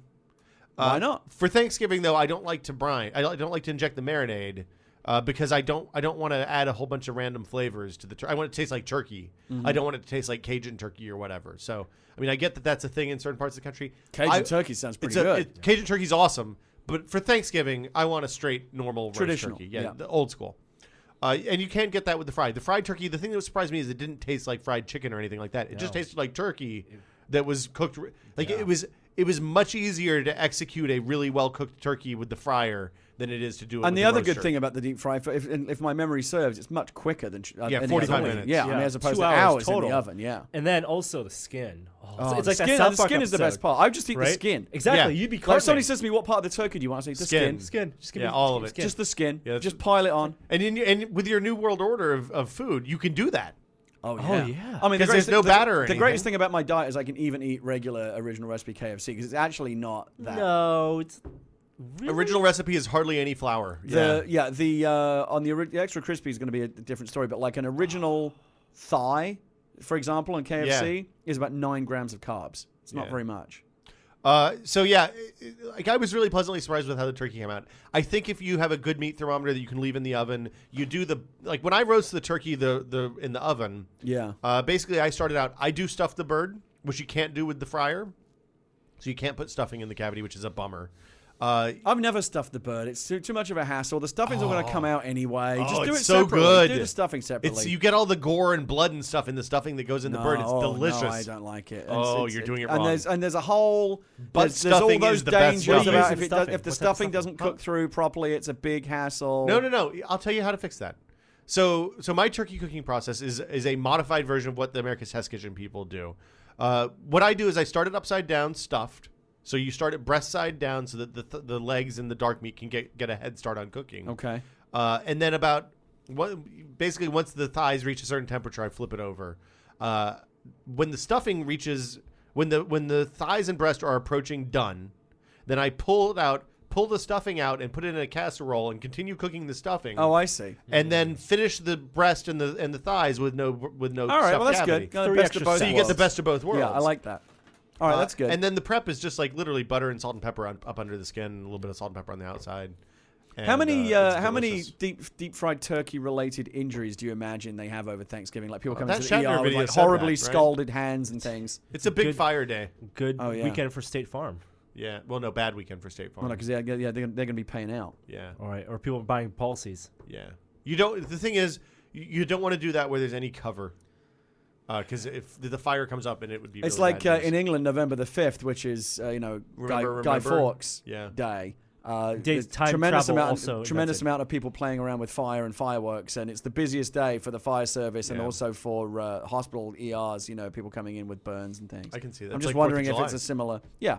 or I New just- Year's, Good- or Tuesday in my neighborhood, because we have fireworks every Tuesday night. There's just something about big bucketfuls of boiling oil that just makes me. I don't care how safe you tell me it is. I'm Fucking going to be a bit terrifying. nervous. Yeah. It was scary. It's scary because you don't know how hot it is just by looking No, at it. you know how hot it is. It's 350 degrees. Well, it's you fucking can't hot. You can't tell. Like, wow, that's It's hot enough that you don't oil. want any of it on you. Oh, No. Is there any Splatter. is there any spitting or anything A from little the bit oil? of splatter. Okay. Yeah. yeah. None of us were splattered. And then how do you dispose of the oil when you're done? You just leave it in Norm's garage. Yep. Excellent answer. Yeah. Wait for it to cool. Yeah. Pour it back in. How long has it been cooling now, It's Norm? been cooling for a couple days. Okay. It's back in. Got to pour it back in. Are you going you to poured it back? reuse it? No, it's too late for that for me. You can't reuse it. You got to pour it through a filter. Yeah. You can't just tip it down the sink though, can you? No, that's a no. bad Oh idea. no! Don't do that. You should don't- never pour oil down the sink. No, Right. So what are you going to do? You take it to the recycling center. Okay, and that's they'll dispose so of it. there's an additional hassle. Or if you have a biodiesel friend, you can just dump it in their gas tank. I think if you filter it out, okay. filter out all the particles. But it was of worth food. it for the birds. And for How the much? video. How much did you eat of these two turkeys? Well, so we ate. Did you we bring ate- them in and share? Yeah, we amongst brought the it. We team? brought. Well, we left one of the turkeys with Norm's house Half Okay. a turkey. to make up Right. for the And smell. in your house, I'm sure that got eaten. I didn't get any more of it. It just went. It went and then disappeared. I don't know where it went. It was Like not even the gone Saturday carcass is morning. gone. Saturday morning, Wow. it did not exist. That's the carcass, everything. I Well, don't that know where it saves you went. the hassle of That's getting rid of good, the yeah. carcass. Although you can just compost that, I would imagine. Yeah, you can. Right. And then the other one I brought into the office, and that was gone in like 5 minutes. Turkey's popular. Turkey. It was a big hit. Yeah. So yeah, I like. If you're good at roasting, I think it's much better. Like it might take a couple of tries to get good at it. You'll mess it up a couple of times. Mm-hmm. But go get that Test Kitchen recipe. It's on their website. Like the flipped turkey is the best turkey I've ever made, and it's really easy to do. See, I'm thinking that there's, people sell these skinless turkey breasts and, deli turkey where the skin's been removed. Where's that skin going? Why aren't they packaging that up and selling it to me? I would buy that shit. Remember, wasn't it on Friends that Joey wished you could just buy buckets of chicken Yeah. skin from KFC? No, I'm totally down with that. That's a Cartman thing too. That's a fucking great idea. It's the best part. We should open a restaurant KFC called The Skin. When you eat KFC, I mean, I don't know if you even do, but like maybe I do, on others out there. occasion. When you've eaten, like the big piece of skin comes off and you go, oh, nom nom nom, and then you're just looking at I the know, big piece of yeah. skinless chicken left. You're kind of like, You gotta oh. get- it's yeah. like it's the fun. It's not exciting. Who wants to eat just the chicken? I like That's the why you chicken. can't eat it all at once. You got to eat the skin with the meat. Yeah, you at got the to same portion time. the skin out. Skin's the Yeah, best. you We have should- to portion. It is the best. I got It's an like muffin idea, tops. guys. We should open a restaurant. We should call it The Skin, and everything that's on the menu is just skin from different kinds of animals: turkey skin, chicken skin, leather. Yeah, Maybe not okay, leather. let's do it. Yeah, Okay. I'll go register Salmon the skin domain. rolls. Yeah. What else? Yeah. I didn't like salmon skin rolls for a long time. Pork Pork rinds? like chicharellos, yeah. Yeah. Yeah. Chicharrones, Yeah. pork rinds, yeah. Chicken feet. No. That's Let's skin? not go crazy. You don't like chicken feet? It's gross. No. I like chicken feet. No, oh no. Really? Disgusting. So racist. You've but never had also, good ones. No. Well, you've had good ones. I refuse to Gross. believe there are good chicken feet. Oh, they're delicious. No, Do you like pork pig trotters? What are pig trotters? Well, you know, like pig's feet. I've eaten a pig's foot on occasion. So that's what I seek out. Move along. You put the pig's feet in the beans. You get like some cranberry beans. You put a pig's foot in there, and it makes it all. looks like a fucking foot. It is a foot. I don't want to. I'm kind of a hypocrite. I love to eat meat, but I don't want to be reminded of what the thing looked like when it was alive. That's why you don't eat fish with heads on. I eat fish with heads on. Oh. I eat whole fish. I'm increasingly of the Mark Zuckerberg opinion. I think that people should have a deeper connection with the food that they eat. Okay. So we should all go slaughter our own meat. Let's go kill some goats. I like oxtail. Oxtail's good. I like oxtail. That's good. That's good. Like in Avatar when he kills that thing and he says like, you know, you've earned my respect or whatever. And And then stabs it in the neck. Yeah. Yeah. The sacred relationship between hunter and prey. Yeah. Yeah. yeah. Well, this Thanksgiving. I see you. I and see you. Soon I will taste you. Nom. And soon I will poop you out. I'm going to Back play- into the earth in the ultimate act of the Circle natural of circle of life. life. That's right. And then you fertilize the plants that feed the next thing that comes along, and I kill It that. doesn't really work that Gina- way. Sure, it does. The time doesn't work out. Gina That's has nature. informed me I'm not allowed to watch Lion King more than once a decade because after I watch it, everything is Circle of Life for about 6 months. I got the Blu-ray, so I got to watch it again. It's so good. Yeah, I know. It's That such a movie great is awesome. Such a great movie. So good. Unbelievably good. Anyone see it in One of the 3D? very, very best Disney movies. I got the 3D version, but I haven't put the glasses I got the 3D on. version, and I'm like, just to have it. It was $2 more. Exactly, but I don't think I'm ever going to watch it. Yeah. Maybe one day when I have a TV that has good 3D. Maybe in the future. Again, it's nice to have it if the technology improves. Should we talk about some news? Is there any news? There's a little bit. All right. Sure.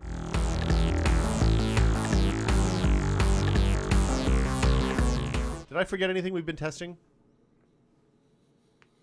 Unless I'm forgetting something. I don't think I've been testing. No. A bunch of stuff in. Yeah, you got some cameras and stuff in. But Yep. let's talk about Surface. It's launching in Surface 2.0 early 2012. It's a thing. It's going to be coming. So there was an article, and the news story you're talking about is that Microsoft has announced that they will sell the new Surface, Microsoft Surface, redesigned. Samsung, they partnered with Samsung to make it. It's coming out. Surface never took off the way Microsoft. It's intended cool. to. It is definitely cool. When I go to a hotel lobby with it, I always Well, that's sit down. the thing. I mean, the only place we ever see it is like at the AT&T store or like Building fancy 30 at hotel Microsoft. lobby. Right. Exactly. It's always been. It was at PAX. There was Catan on it, and they originally intended it for the business markets, like casinos and All those fancy business cocktail meetings around places. And I Catan. love those ideas about, being able to put, browse the menu at the restaurant. And you have the you put your NFC, phone yeah. on there and, you share can pay with your photos and all phone. that. So it's all great. It's one of these things that makes for fantastic futuristic concept videos. which But in reality, well, if you go back to when it was first announced in 2007, there were tons of those videos that Microsoft produced. and Microsoft's still making them. Still making them, but they had them with the Surface in there. None of that has really come to pass, even after the Windows Phone 7 is out, right? But You even that still most don't have recent those- Microsoft concept video was basically just an extension of Surface. had Surface. And there was an article I read, I think 2 days ago, about how 2007 was when Apple and Microsoft had these diverging visions of natural user interface. Microsoft's being the Surface and the Apple being with the iPhone, and that's where they really started to diverge. Imagine a world. Both imagine worlds, and only we live in one of those worlds. What's it going to take for Surface to really become relevant in our lives? Because again, Surface is something that in real life you maybe see once or twice a year. If you go to a high-end boutique hotel or like you go to the AT&T store or whatever, and they have it there. If I could buy a projector that had like a Kinect-esque thing on it, so I could just project a Surface onto any Surface that works like Surface, that wasn't confusing. Then I would buy that immediately. Mm-hmm. It's cost. Yeah, These are still very high-end technology. We've seen research projects of Kinect paired with a projector that they then calibrate, and you can go up and manipulate the projector as if it was a Surface. Well, that's the future of Surface. They went very, very high concept, high end, as opposed to something that what Apple did was getting directly in consumers' hands. Yeah, because as long as it's limited to these location-based kiosks, that's all it's ever going to be. And I would love to have like Surface technology in my home. Yeah, a dining room. If I could table, have that instead of a living room TV, or not, in addition to living room TV, a Yeah. coffee table. It'd be Yeah, the so best instead of coffee having to table put my ever. iPad on the table, it's in the table, like or in Tron. or it works with the iPad, or we're with my phone. Or you Right. move things from one and just drag it up to the other. Imagine a world. Imagine a world. If your coffee table was a surface, and that was also how you changed your channels, and you could see the grid and all the TV shows, and you just flipped it from... Yeah, I mean, Oh we my all God. get it. We've all the concept videos are all very compelling. Catan. Again, it's gonna. Yeah, you could play during commercials. yeah. They're Like, even doing- we could all be watching the same TV show together, synchronized, playing Catan during They're even commercial doing breaks. it in the new Mission Impossible movie. You see, like the cars got throwing up the GPS maps and stuff right yeah. on the inside of the windshield. Well, No, the Tom promise- Cruise is an innovator in the virtual augmented What reality displays. we still talk about Minority Report Yeah. as a shorthand for That for all movie's this 10 to this years day. old. Yeah, It is. futuristic. Well, it's because Spielberg went to future. I think he had real futurists working on that movie. Yeah. real guys from MIT Media Lab. Real futurist is like, that's one of those terms that just seems a little Well, sketchy. There's amateur futurists, I guess that's true. right? So, We're okay. all amateur futurists. It's technology that's we'd love to see it implemented better, more cost efficient. It's not here yet. Surface 2 isn't going to be it. Amazon having a smartphone sale this weekend. Oh, it is a slow news week, isn't it? Yeah. A penny. Yeah, the lot of Android phones phones, are a penny. including For the any Droid, Android phone. on contract. Droid Razor. The new Now, one. I saw the Razor, and although I didn't get a chance to use it, I must admit I was very impressed with how it really is. It's a nice looking phone. It's really thin. I Yeah. mean, crazy thin. Yeah, but that's impressive. It's still moto blurred. Apparently, No it gets interest. way hot though. Yeah. 4G phones typically do get hot. Yeah, and it's that thin, so there's nothing to cushion it, right? It's just Yeah. like a fucking hot plate in your hand. Well, yeah. Did we talk about the commercial they shot around here? They shot that Razor yeah, commercial. with Michael Bay's Oh, chase the thing with trucks. Right. the stuff coming out of the back of the truck. Yeah. Yeah. So that they shot it right down the street, and we saw those trucks, and we didn't know what they were. They looked like tanks, Right. and they shot it like three months ago or something. Where did they shoot it? You can actually, if you can watch, you see where it is in the, yeah, you in can the totally video? see. There's Yeah, signs so, of I mean, Battery Street. it's obviously San Francisco. Oh, It's cool. downtown SF. There was a hill that they shot it on. They did 2 shots on, and Those Motorola Droid commercials, whether it's a Matrix type lady fighting a giant robot, Yeah. or this thing in the street, or whatever, alien, They're dude commercials, casting man. thunderbolts in the sky. It's all very great, and I'm sure it makes for fantastic reels for the people on Madison yeah. Avenue that makes commercials. But do you think they really sell phones? No.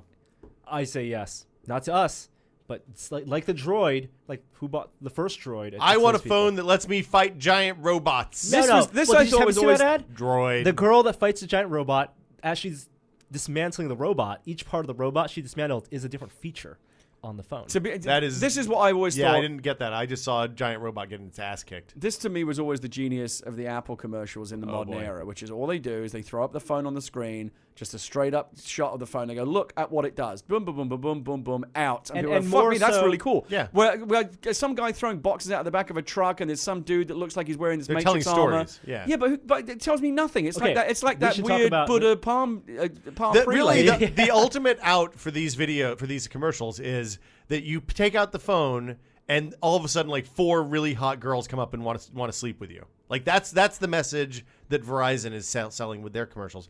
Apple is just saying, "Hey, this is going to make it easier for you to talk to your kids." So more Sizzle so versus now- steak. yeah. There's Yes. the difference. Yeah, they did a lot of But it's sizzle. not even sizzle. I can watch one of those whole commercials, and it's so abstract. I'm like, I don't know what the fuck they were just trying to sell me. Right, like the Razor commercial. They're They're just selling you cool, dude. That it's thin at all. There's no messaging that this is a super thin Right? phone. Yeah, they don't show you the It's phone. cool.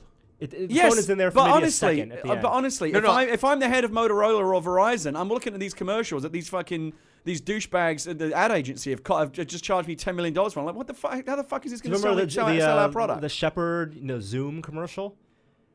The dude that totally looked like Commander Yes, Shepard, the guy that was right? in that floating pod. Yeah, and it was a Motorola Zoom.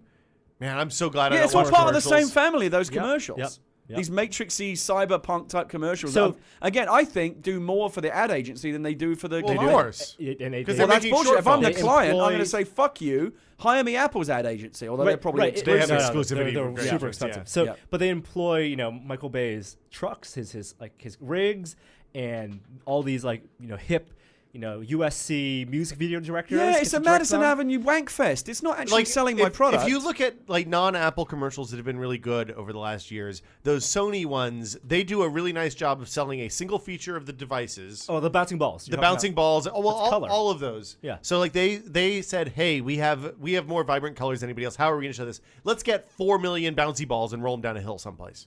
right? But even that to me is the creative guys in the ad agency just indulging themselves as opposed to thinking about what's actually going to sell products. Ad agency. Well, but the ad brand business is very, advertising very versus- masturbatory. The Apple ads more. This is something ones, we all know so much about. Well, we consume a lot of we ads. do. Actually, I feel like I don't know anything about consuming ads anymore because I haven't watched. I don't you watch should ads watch on some TV. of those documentaries about ads, and Okay, there are 4 good make ones. me a list. I will make you a list. They're on Netflix. Perfect. The Apple ones, more recently, people have noticed, have called out features more so than the old Apple ones because there are more features. I mean, Siri, they have to there's ads for Siri, which is just demonstrating. Well, they've done Siri. that for each generation of phone. There's been a feature ad, and then there's been an Not experience. really. Do you remember ads. the Robert Downey Jr. voiceover 3G one? That was kind of like flashy. Remember them trying to break in the phone that beats the iPhone? Finally, a phone that beats the iPhone. It's the iPhone 3G. Remember that one? Oh yeah, that was cool. Now, what's interesting is back in the day, of course, what's still remembered as one of the greatest commercials of all time was that Apple 1984 spot, which was all sizzle. That was just about an idea about breaking out of the status remember quo. Motorola tried didn't even show you the Mac. They tried to duplicate that, and it was laughable. Yeah, and it didn't work. The other commercial that's That Samsung the one? other commercial. We'll talk about the Samsung one. Well, so the Samsung one, which is viral right now, we is want to very talk about interesting that as one. well. Yeah. I'll also mention one more thing with the Apple commercials. The new ones for the iPhone never say Apple in it. No, it's Apple's just iPhone. never mentioned. Well, you see at the all. logo. I think They you see the close logo. with the logo. Always Yes. comes up last. Yes, but they never. The word Apple is never uttered. It's just iPhone. Well, I mean, Apple's moved beyond that. It's like Nike. You know, they don't. All the Nike logo now is the swoosh. The word Nike doesn't even exist anymore as part of the logo. Right. So you want to talk about the Samsung? Sure. All right. I didn't actually watch the commercial. Oh, It's good and interesting in many ways. It's the barista one, right? But You're yes, a I barista? personally think Yeah. it smacks a little bit of desperation. So and let's there's a little bit. It describe the feels like there's a little commercial. bit of jealousy in there as well. For But I people who get. haven't watched. I think it's very Okay, successful. paint a word picture. What's Okay. the commercial? A commercial is a montage of people waiting in line for Outside what is clearly an Apple store. Yes, in New York and in San Francisco, they call out cities. It's really cool because It's very well observed. Yeah. They say it's a bunch of Apple hipsters in line outside what is clearly an Apple store. Okay. Thinly veiled disguise of an the Apple one that's store. in San Francisco, supposedly set in San Francisco, looks like the corner of Powell. Yes. Right? They It's on did a the very corner, good job of even making though it. they actually didn't shoot it there. They did a very obviously. good job of making it clearly look like an Apple store, but not quite. But it's enough that you get what it's The one on supposed to be. Stockton, you mean? Yeah, And there's a yeah, bunch the main of one. there's a bunch of hipsters from Central Casting Yes. in line playing with their iPhones, and they are clearly iPhones. Yep. Saying things like, if it doesn't look any different, how will people know I upgraded? And all Or the like, hipster oh my things. God, the blogs are saying there's no 4G. Oh, so it's the internet. Right.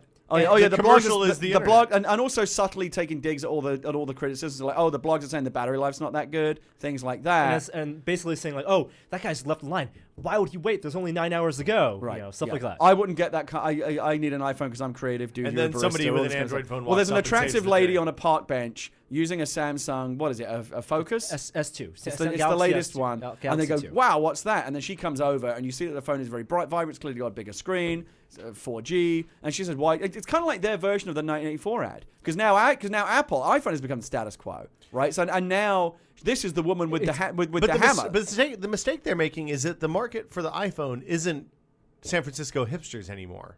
The market for the iPhone is my dad. Like they made they're the never iPhone gonna to go after convince. boomers. Yeah, I They're mean, never if gonna they're, convince if they're hipsters. trying to convince the Apple drones, then nothing's going to shake them out of their mindset. They're Yeah. already Right. they're locked in. Yeah. But so she comes over and says, "Why wouldn't you just get a 4G phone? It's this, it's that, it's better, Well, it's bigger if screen." your dad watched that commercial and you're like, if someone My who has dad is not going to disdain- identify with the hipsters. Right, exactly. But they have disdain for the hipsters. Okay. Then they're like, okay, I don't want to be like that dude who waits No, in no, line. no. Here's the mistake. I want the bigger, nicer. My dad isn't aware that there's a perception that people who use iPhones are Apple-loving hipsters. This commercial is not going to convey No, that this to what him. this is doing is saying to the people that stand in line for the iPhone, why don't you free yourself from that mindset and just look at them Get might out of actually be a line, better phone. motherfuckers. Just that doesn't have an Apple logo on it. It might actually be Yeah. a better I mean, phone. that is true. Sell the user experience. I mean, and they hit the 4G thing really hard, and also there is a very one specific shot where they show what is clearly an iPhone next to the thing, and you see that the other It's one bigger. has a bigger It's screen bigger, and it yeah. looks more attractive, and that's who they're aiming it at. And you know, At some the people end, said, they should have broken down with "I'm here to fix the cable" and everybody gets naked when they switch to I Android. think- That's the message. I think that they you know should it's sell. well, it's a lot like the you make a PC good- versus Mac. I'm a PC ads. Well, it's also like the 1984 ad. I mean, if you want to It is. boil it It's both. down, That's what it is. It's the hey, new version. drones, It's get the out new- of line. This is the irony because Apple has now become Big Brother. Well, of course. in Well, phones. In a Remember, lot of different Motorola ways. for the Super Bowl did a 1984 style ad. Yeah, that was really bad. Super bad. Yeah, you can't copy, you can't recreate that stuff. But even Apple couldn't recreate I that actually stuff. came into the room thinking it was a very effective ad, but Will makes the point that they are probably targeting the consumers who are least likely to switch because they're the ones that stand in line because they're people like me who are like, oh, Apple is the best no matter what. The reason it's screams of desperation is because it doesn't seem like an ad to sell their phone. It's an ad to, it's just holding up a mirror. It's anti-marketing for the other product. Well, but what it's also doing is saying to other people that aren't in the line, if you choose the iPhone, you become one of these drones. Yeah. You don't really want to. You want to be a again, 1984. You want to be a free thinking. Make a choice based on what's the best phone, as opposed to the branding or the fact that everyone else wants it, so it must be good. Don't be a sheep. Go get the phone that's actually better because it offers 4G and it has a bigger screen and has all these advantages. Windows So they're arguing specs. and it's a Windows phone, right? So Windows Phone is pretty. No, it's an Android phone. Are you sure about that? Galaxy S2 is okay. absolutely an Android phone. All right, okay, good. I was just making sure because I thought it was the Focus. I don't remember what they showed on the. It's the Galaxy S2. Okay, they showed their TouchWiz stuff, which looks like Windows Phone in some cases. I think there's a little bit of this is this is the kind of ad you make when you're in a position where people are lining up for days for the competing product and they're not lining up for yours. You don't see lines outside the store for the fucking latest Android phone. It just doesn't happen. They tried to make an event out of that. I got in line for the Zoom once. They tried to make an event out of that Droid, the Razer, 11:11 at 11:11 a.m. I actually was in LA. I went past one of the big Verizon stores. There was no one there. Right. At 11:11 a.m. Well, They can't create that level of excitement that Apple creates, and so what they do is They mock it. denigrate Yeah. the people that do have that Well, success. the other thing, and that's fine. That's a valid tactic. but It it's whiffs always, a little bit of jealousy and desperation. It's always high risk when you are not competing when you're not describing your product on your product's terms. You're describing your product on the other product's terms. Right. It's the same thing that's the controversy was around the Mac versus PC ads when Apple did those, because they were literally saying, "Hey, look, those reeked of desperation." At least in the beginning when they were competing against Windows XP, which was pretty good. In the Windows Vista days, those ads came into their own because they had a really legitimately shitty product to compare against. And the difference between those ads and these ads is that the Mac vs. PC one, while they were represented by people with Justin Long and John Hodgman, it was poking fun at the platform and the product, not poking fun at the people. That's true too. Yeah. Well, no, that's not true. They were poking fun at the people, and that's why so many people. I mean, even those ads were fantastically successful and won every advertising award going. They were mean. They portrayed PC owners as being these dull, suit-wearing John Hodgman type characters. John Hodgman is actually a vibrant. John Hodgman is dude. actually a super cool dude, but he played a dullard, a schlub. Right, and they're saying that's who you are. Wouldn't you like to be more like Justin Long in his cool hoodie? No. Look, you can sleep with Drew Barrymore. Wait, those were very popular ads. The interesting thing about the Samsung ad is it's the first time that I've seen, like in an official context, like a mainstream TV ad, basically a version of the conversation that plays out on the internet, the viral conversation of Apple sheep versus Android dudes who are actually kind of more cool, even though they don't get recognition for it, is now playing out in the mainstream, and that's very interesting. There are plenty of Android owners who look like those people too. So maybe that ad's purpose was just to reaffirm that by buying into Android, you are an individualist. But it's really just confirming what we already know, which is that because we saw this when remember the Windows ads where the woman goes shopping for the laptop and looks at the Mac, but it's way too expensive and isn't. Anytime that they make a point of it, it's like in politics. Anytime you start seeing negative ads, negative attack ads, campaign ads, you know that's almost always from someone who is behind in the polls. And so when Android or when Microsoft starts attacking, not talking about the virtues of their products, but why you're a sheep if you buy this product, that's coming from a position of we've got a lot of catching up to do. We're not going to win just on the merits of our own product. We need to start telling people why they shouldn't be buying our rivals' products. Yep. And it's a little bit ugly, but again, Apple's just as they've done it in the just past. as guilty of it. Again, in computers, they are still the underdog. So they would continue to make those. That's why they had that whole Switch campaign. Well, why does it? Okay, so Google doesn't make any ads of their own for Android. They rely on their partners, Motorola, Samsung. There was a Nexus S ad, but it may have been web only. I don't know. I just don't. There's none in that I can recall, and Google seems like they should be pushing the Nexus phone. If the Android, I think we'll see a big push. Rally on the why haven't I seen an ad for the Galaxy? They're not out S yet. Oh, okay. They're not. They won't be out until December. Yeah, but the Razer ad started for a couple of weeks before the product. But that's because Motorola's crazy. Right. They're marketing old school. Google doesn't. I think if Google did a bigger job pushing their Nexus phones, then people could actually rally around them because those are the best phones. And Google actually makes terrific ads. When they do ads for Chrome or for Google themselves, they make even great, those ads, the web services ones, like the Google Translate, the ones where they got all the hipsters to make the clever ads for. And the one where the guy's like chronicling the life of his child through Google, all that stuff's really great. We're doing the Google. There's like really great Super Bowl, the Google search one. Yeah, where he searches. So last news item that I have is there was I can't remember the name of the company, but a third party did reliability and speed tests for iPhone 4S on Sprint, Android, Sprint, AT&T, and Verizon. Oh, cool! How'd that work? Wait, who was this? Who did the testing? Metrics. Yeah, some research firm. Some third party research firm. Okay. They like looking at the way they've tested. I mean, they didn't get into specifics of here's what we did, but they said they did like 22,000 calls or something like that on the different devices. So it was a fairly comprehensive test, more than somebody like us could do or Verge or whoever. Sure. The call drop percentages were slightly higher on AT&T. Okay. No surprises there. Mm-hmm. Probably because of the way the handoff works on GSM versus CDMA. Higher on AT&T than compared to Verizon, but worse on Sprint. Better than Sprint. So Sprint actually has the most dropped calls. Sprint had the most dropped calls. Okay. But looking at like a 2.3 versus 2.8%. Right. It was a very, very small swing. As we know, speed was better on AT&T. I think latency was worse on AT&T. Yeah. No huge surprises there. Right. So the upshot was they recommended AT&T over the other carriers. Okay. Which I found interesting. Yeah. All right. I found that the 4S is much better on AT&T than the 4 was. The 4. Yeah.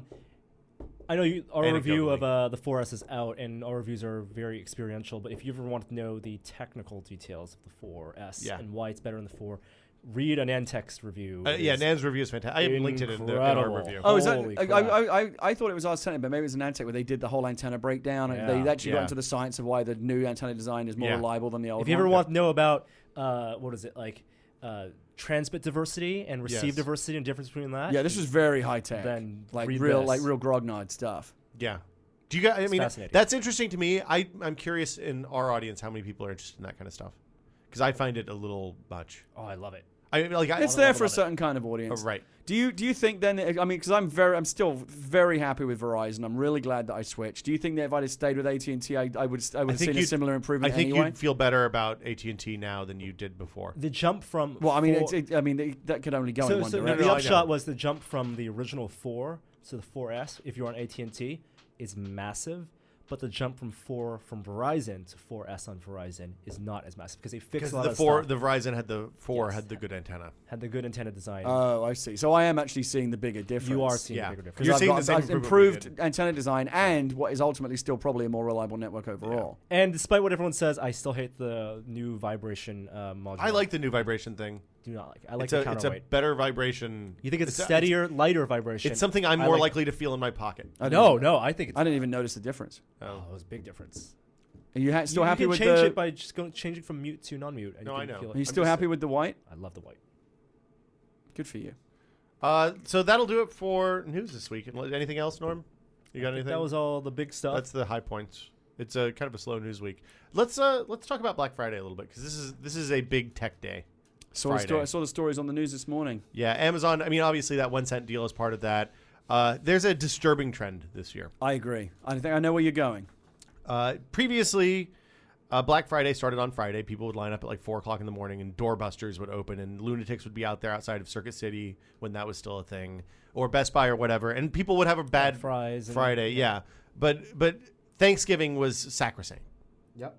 Not so much anymore. They pushed it. The next thing they did was they pushed it Black Friday, and then they added, Cyber Monday and made it last longer. Right. But the true Small Business Saturday. Yeah, exactly. The true Black Friday, where people actually get up in the middle of the night and go to the store, or in some cases, obviously, camp out for much longer. Well, no, it didn't even used to be that you got up in the middle of the night. You just get up at like 5 o'clock in the morning and be there at 6 for an early open, right? For a 7 o'clock open. Right. But if the store opens at 6, you want to be there before 6. Otherwise, you're going to be at the back of the line. So then there was a line issue because they started doing the doorbusters where they'd have 7 TVs that were normally $800 that they're selling for $200. Right, and that's what causes the mad stampede. Right, and then people get 1,000 people for 7 items for 10 TVs. Everybody's disappointed. But now, out of what I can only assume is nothing but pure greed, arms race, pure greed.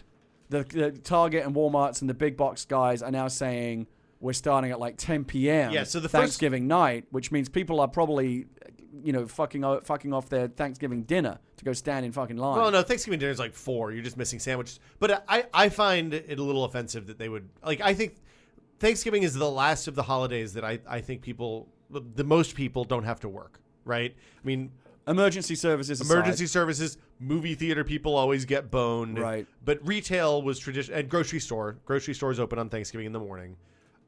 Typically, when I was a kid, Thanksgiving was a day that nothing was open. Movie theaters were closed. Is Disneyland open on Thanksgiving? I don't know. I don't believe so. I hope not. I'm not sure. I hope that those I people wouldn't don't have to well, who go would on want to be Thanksgiving. there? Like, it just seems wrong. People go on vacation Thanksgiving. I but guess. anyway. I thought going to see movies on Thanksgiving was weird, but it's actually it's a good thing to go do after dinner. I don't do it just because I don't want to support businesses that make people work on Thanksgiving. I'll go on the Friday though. Yeah, Friday is a good day for movies. Yeah.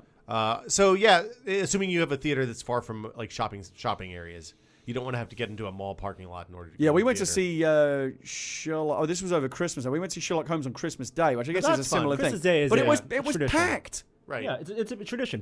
Families go watch. We had to sit in the front row. But Christmas is secular is religious, right? Or is No. it secular? It's a non-secular. It's a non-secular holiday. So that means there are people, Jewish, Chinese, whatever. It's for everybody. Right. That you don't celebrate Christmas necessarily. So we're having to work on Christmas. Not that big a deal. Well, no, and people after they assuming- open the presents, Yeah. families go do. And go to theaters. Obama said today that even though it is kind of catching all over the world, because I think the idea of giving thanks and being grateful for what you have should not be a uniquely American idea. That should No. play the world over. Well, the Canadians But do it. Obama rightly pointed out it's the only truly American holiday. Yeah. Right? The Americans invented it. It's a great idea. Is Halloween not? Halloween. No, Halloween's all over. It's a pagan thing. Yeah, Halloween. Yeah, I mean, that Didn't you see the Simpsons? It's been around like 1,000 years before American. Yeah, I saw All Hocus Hallows Pocus. Eve. The first I heard about this was I got an email from Best Buy the other day that made me kind of not want to go to buy stuff from Best Buy anymore, which it's been a long time coming, let's be honest. But they are opening at 9 o'clock with an outdoor movie and showing Harry Potter, the new Harry Potter movie, on a projector in the outside. They're going to have door prizes and snacks. And then at midnight, the doorbusters start. You know what? That actually was not an easy feat for them to do, to be able to show Harry Potter. They have public? a big exclusive with Harry Potter because they have the only 3D version of Harry Potter you can buy. So stupid. And also, and talk about greed. They're putting Harry Potter in a vault after this holiday. Really? Yeah, they're doing the Disney thing. Yeah. Okay. So there was a guy on the news this morning who's been getting some play in the media, a Target employee who collected 200,000 signatures on a petition saying, "Don't make us work on Thanksgiving." Yeah. They hand delivered it to Target corporate headquarters. And then they fired that guy, Target probably. PR person came out and said, "Fuck off." Basically said, and I know this is bullshit. Again, it's all pure corporate greed. And by the way, I really, really support this the Small Saturday thing where they're encouraging people to go and endorse local businesses rather than the big box stores. I think that's a great idea. But this Target person came out and said, our customers or our guests, which I guess is what they officially call them, have indicated to us that they want Black Friday to start a day earlier. Really? Do you have 200,000 signatures from your customers asking you to do that? The easy way to solve this problem is not to go to these places Just at don't all. go. Just don't go. Just stop. There are two. Every Thanksgiving, I have a ritual. One is it's both sides of the same coin. I wake up around 4 or 5 o'clock in the morning. On Black Friday? Black Friday. Yeah. I woke up kind of half awake in my nice cozy bed, and I just think, and I go, those poor bastards out there shivering in the street. Don't feel sorry for them. Feel sorry. They made the choice to be there. Feel sorry for the people who have to work that day. I'm thinking about them too, and then I roll over and go straight back to sleep and sleep for another 5 hours. Yeah, in your What's your sad Scrooge what's McDuck sad money though vault. is when you wake up and you see these atrocious videos of people getting trampled and stampeded to save a few bucks. It's like, yeah, you save a few dollars, but really, what dollar value do you put on your dignity? Because you just fucking pissed it all away. Yeah. And to be fair, a lot of people, if they're on a tight budget, having savings is great. As people with no kids and limited families, we are in a unique perspective. We are because we are situation. men of means and no kids to support. It's easy for us to sit here and say, well, why don't you just pay full retail like we do? But again, if you are on a budget and an $800 flat screen TV, which you'd love to give to your husband or your son or brother or whatever, your best friend, that you can't afford to buy it, but now it's $200. If that savings, if you've got to go and shiver and trample people for a few hours to get, it's the difference between a nice Christmas and not such a nice Christmas in terms of gifts. I get why people do it. Yeah, but it's still the in between. I don't think that's sad. I think that's actually really nice. I remember going out with my dad when I was a kid, and we'd go out for the. Of course, that was when we'd get up at 6 o'clock to go to the 7 o'clock opening, and it wasn't like you risked death if you were at the front of the line. But the stuff that makes me sad is the things that aren't really that good a deal. So like when you go out there and you get up early and you get in the line and then you realize that there's only 7 TVs, but there's 400 people there. And you're still like, well, fuck, I'm up. I might as well get something out of this. That's the stuff that bums me out. Because at that point, I would probably just turn around and go back to bed. But then you go and buy a Margaritaville for $50. It's just the descent into the worst primal apocalyptic side of human nature where people are clawing each other's eyes out over a fucking half-price TV. It's pathetic. And it's not human. It's the worst with technology and consumer electronics. The best case scenario is the online deal, Cyber Monday, whatever. You get the great bargains. Without having to humiliate yourself. Don't say Cyber Monday ever again. Why not? Because it's not a thing. Black Friday is bad enough. Things like Cyber Monday and Gadget and Gizmo, there are things everywhere in the world except in this 8x8 space, apparently. Yeah, it's perfect. It's the a reality-free zone. Welcome to Will's Rules. Yeah, you talk about reality distortion field. Yeah. You've got a fucking powerful generator you know what? in here. If we don't say things like Cyber Monday, then maybe. Wait, so I can't go away. online on Monday and get great deals? No, you can products? do that, but just don't brand it. It's gross. Okay. But the small business Saturday. You can but that's the good side of it. That's the good side of it. Small business Saturday. I fully. There's alliteration there. I just don't leave the house on Thanksgiving weekend. I come home on Wednesday night. I make some pies. Thursday morning, I get up and make a turkey, stuff it full of bread, and make gravy and mashed potatoes and green bean casserole and rolls. And then Friday, I light a big fire and I put on some jammies and I read a book. I love it. And I watch some TV maybe, and I watch maybe a movie. And that's pretty much it. Do you want to know what I'm doing this holiday season?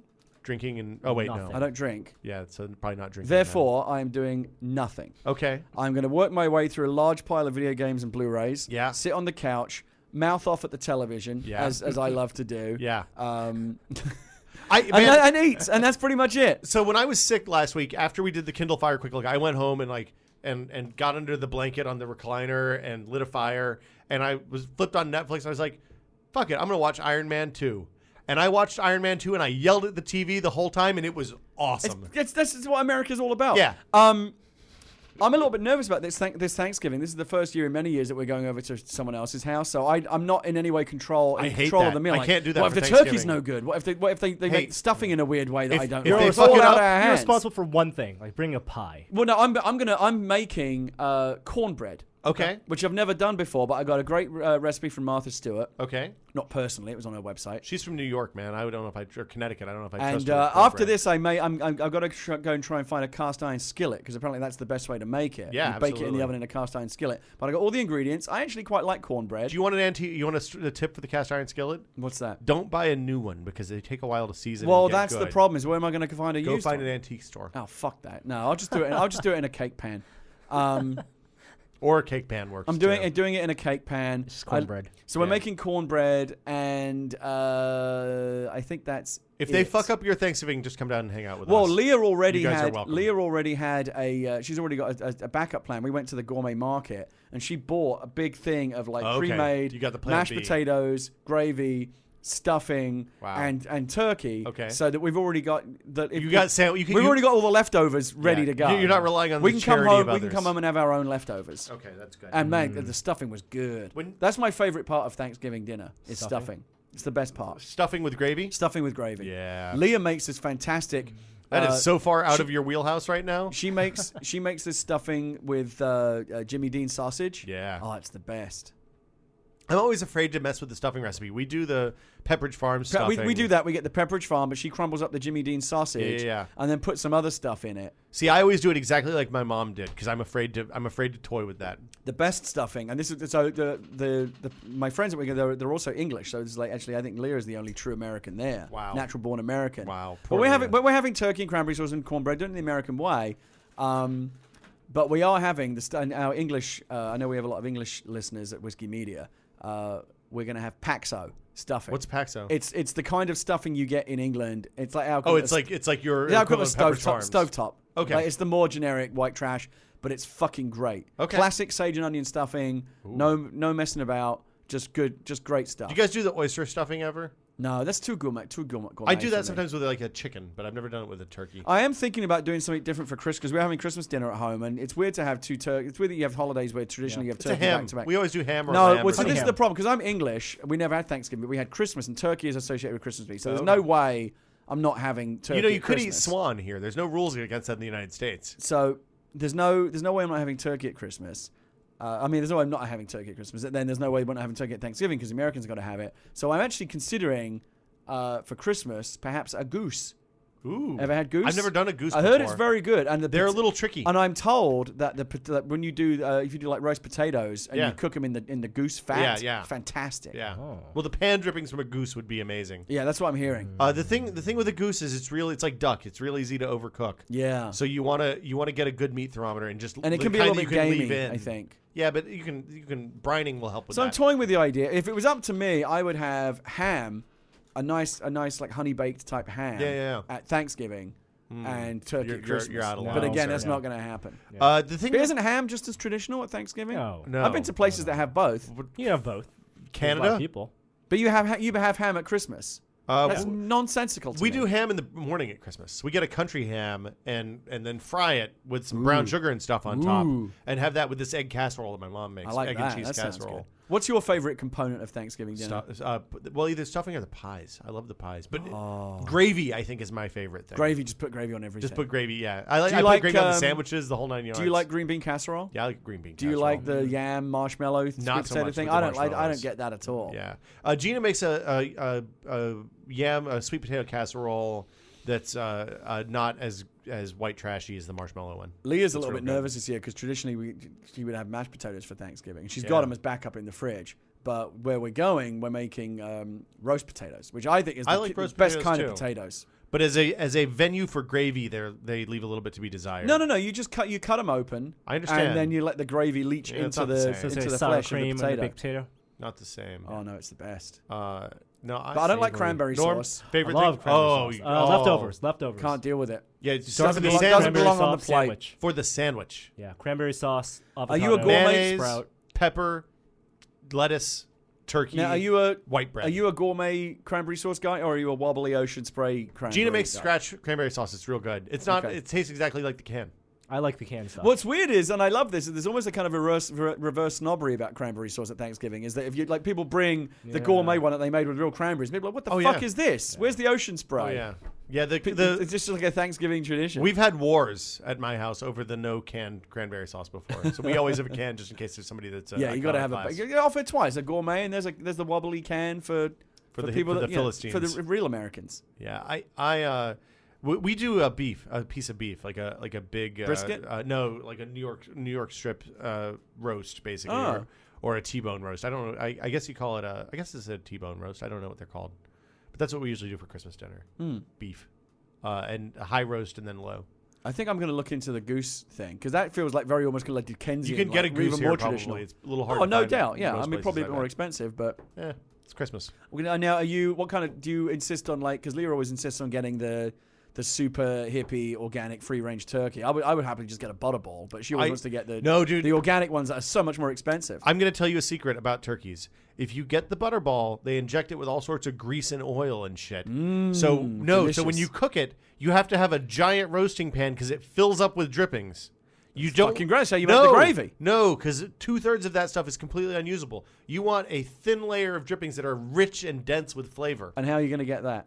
With a fresh, free-range hippy-dippy turkey. All right. Yeah, there's so much more. They're like triple the price. I bought the turkey last night. It was $60, which is expensive for a turkey. That's expensive. But it's Thanksgiving. How many it's pounds? My favorite holiday of the year, 17 pounds. That's huge. How many people are you feeding? I like to have leftovers. Fuck me. You're going to have leftovers until Christmas. I can think of worse things. No, that's true. You can right. I will happily sit there for every day from Thanksgiving until Christmas with a bowl of just turkey and gravy and stuffing and potatoes just all mixed up. You want to hear something really terrible? We usually make a second pass of stuffing and gravy on like Saturday to carry us through the rest of the weekend. Oh yeah, Leah likes to make open-faced turkey sandwiches. Yeah, with the gravy and stuffing on top. That's good stuff. Yeah. Norm, Thanksgiving traditions at the Chan household? I'm surprised Norm isn't bouncing off the walls with hunger because it's like the worst case scenario. I had breakfast. I had breakfast this morning. I'm good. But this is some very appetite tantalizing talk.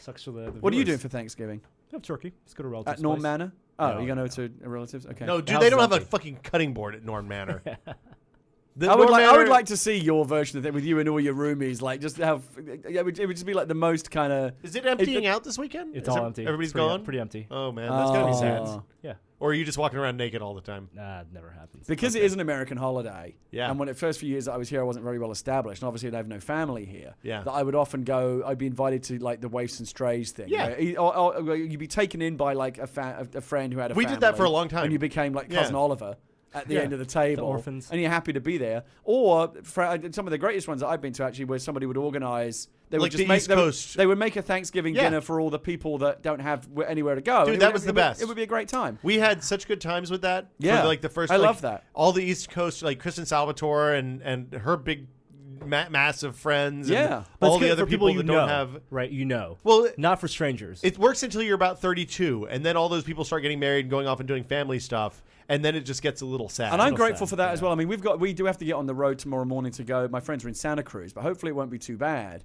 But again, the other popular story on all the cable news shows this morning is, of course, like travel chaos. Yeah. How many people are going to be on Don't the roads. fly on Thanksgiving weekend. Oh my if you God! can help it, I man. mean, I don't want to be anywhere near an airport on Thanksgiving. Can you No, imagine? I don't like flying at Christmas, much less Thanksgiving. There is just something wonderful though about the idea of like going home and seeing your family and everyone's there. And I mean, I know a lot of people hate their families and they don't. I like my family. Well, I know you're one of the lucky ones, Yeah. but for a lot of people, Thanksgiving is something to just be endured and gotten through. Because you've got the racist uncle or the fucking I ultra have that. conservative dad Got who, like, that. wants to give you grief. Yeah.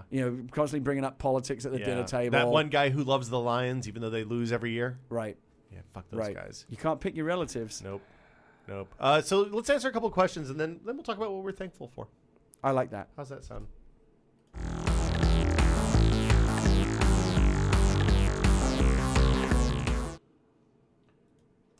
Hey Tested Crew, this is Brian from Sterling Heights, Michigan. You guys have been talking recently about having your gaming PC hooked up to your television for playing games on the couch. Well, I recently decided to do the same since you guys made it sound so awesome. Picked up a monoprice cable and got myself going. However, the issue I'm having is switching back and forth between my computer monitor and the TV as a display really quickly, because right now I'd have to go into the settings and change the display to the primary display, change the resolution, all that kind of stuff. And I was wondering if there was a way to make sure can be done really simply with like a shortcut or something.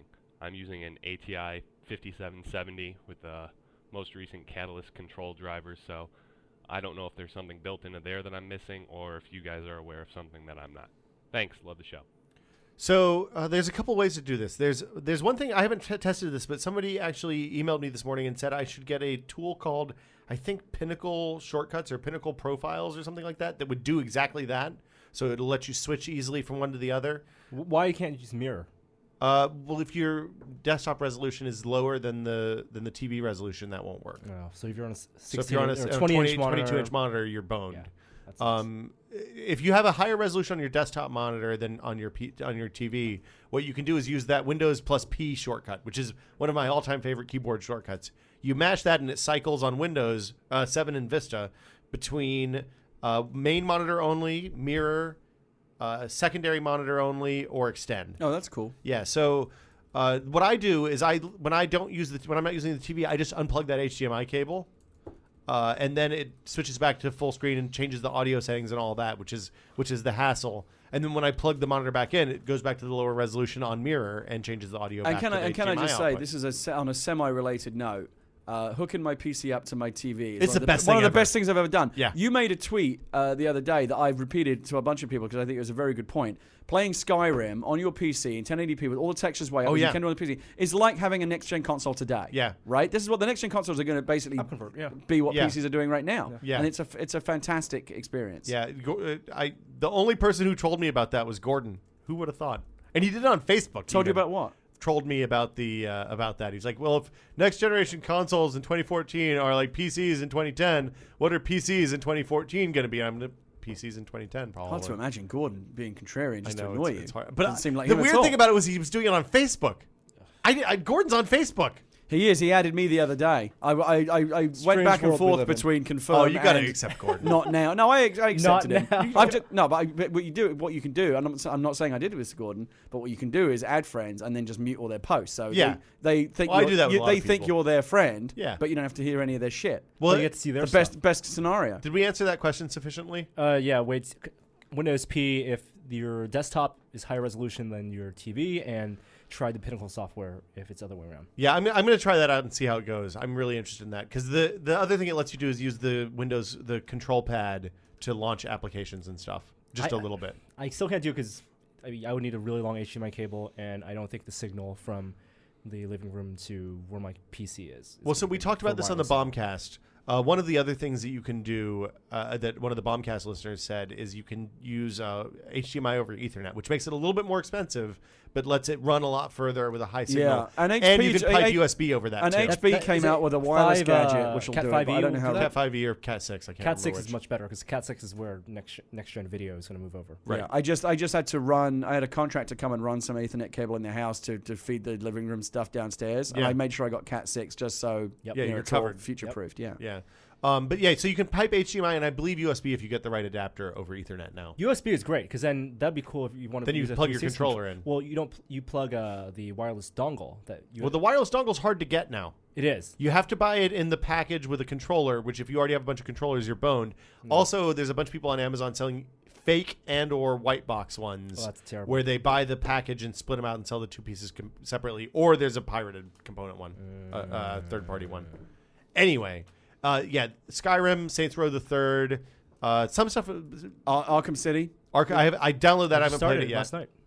It's great. Being able to have all the benefits of the lean back experience, which is sitting back in your couch with the Xbox controller, playing just like you would your Xbox. Yeah. But with basically what is essentially a next generation Xbox. I don't know if anybody at Valve is listening to this, but they have got to release that 10-foot interface.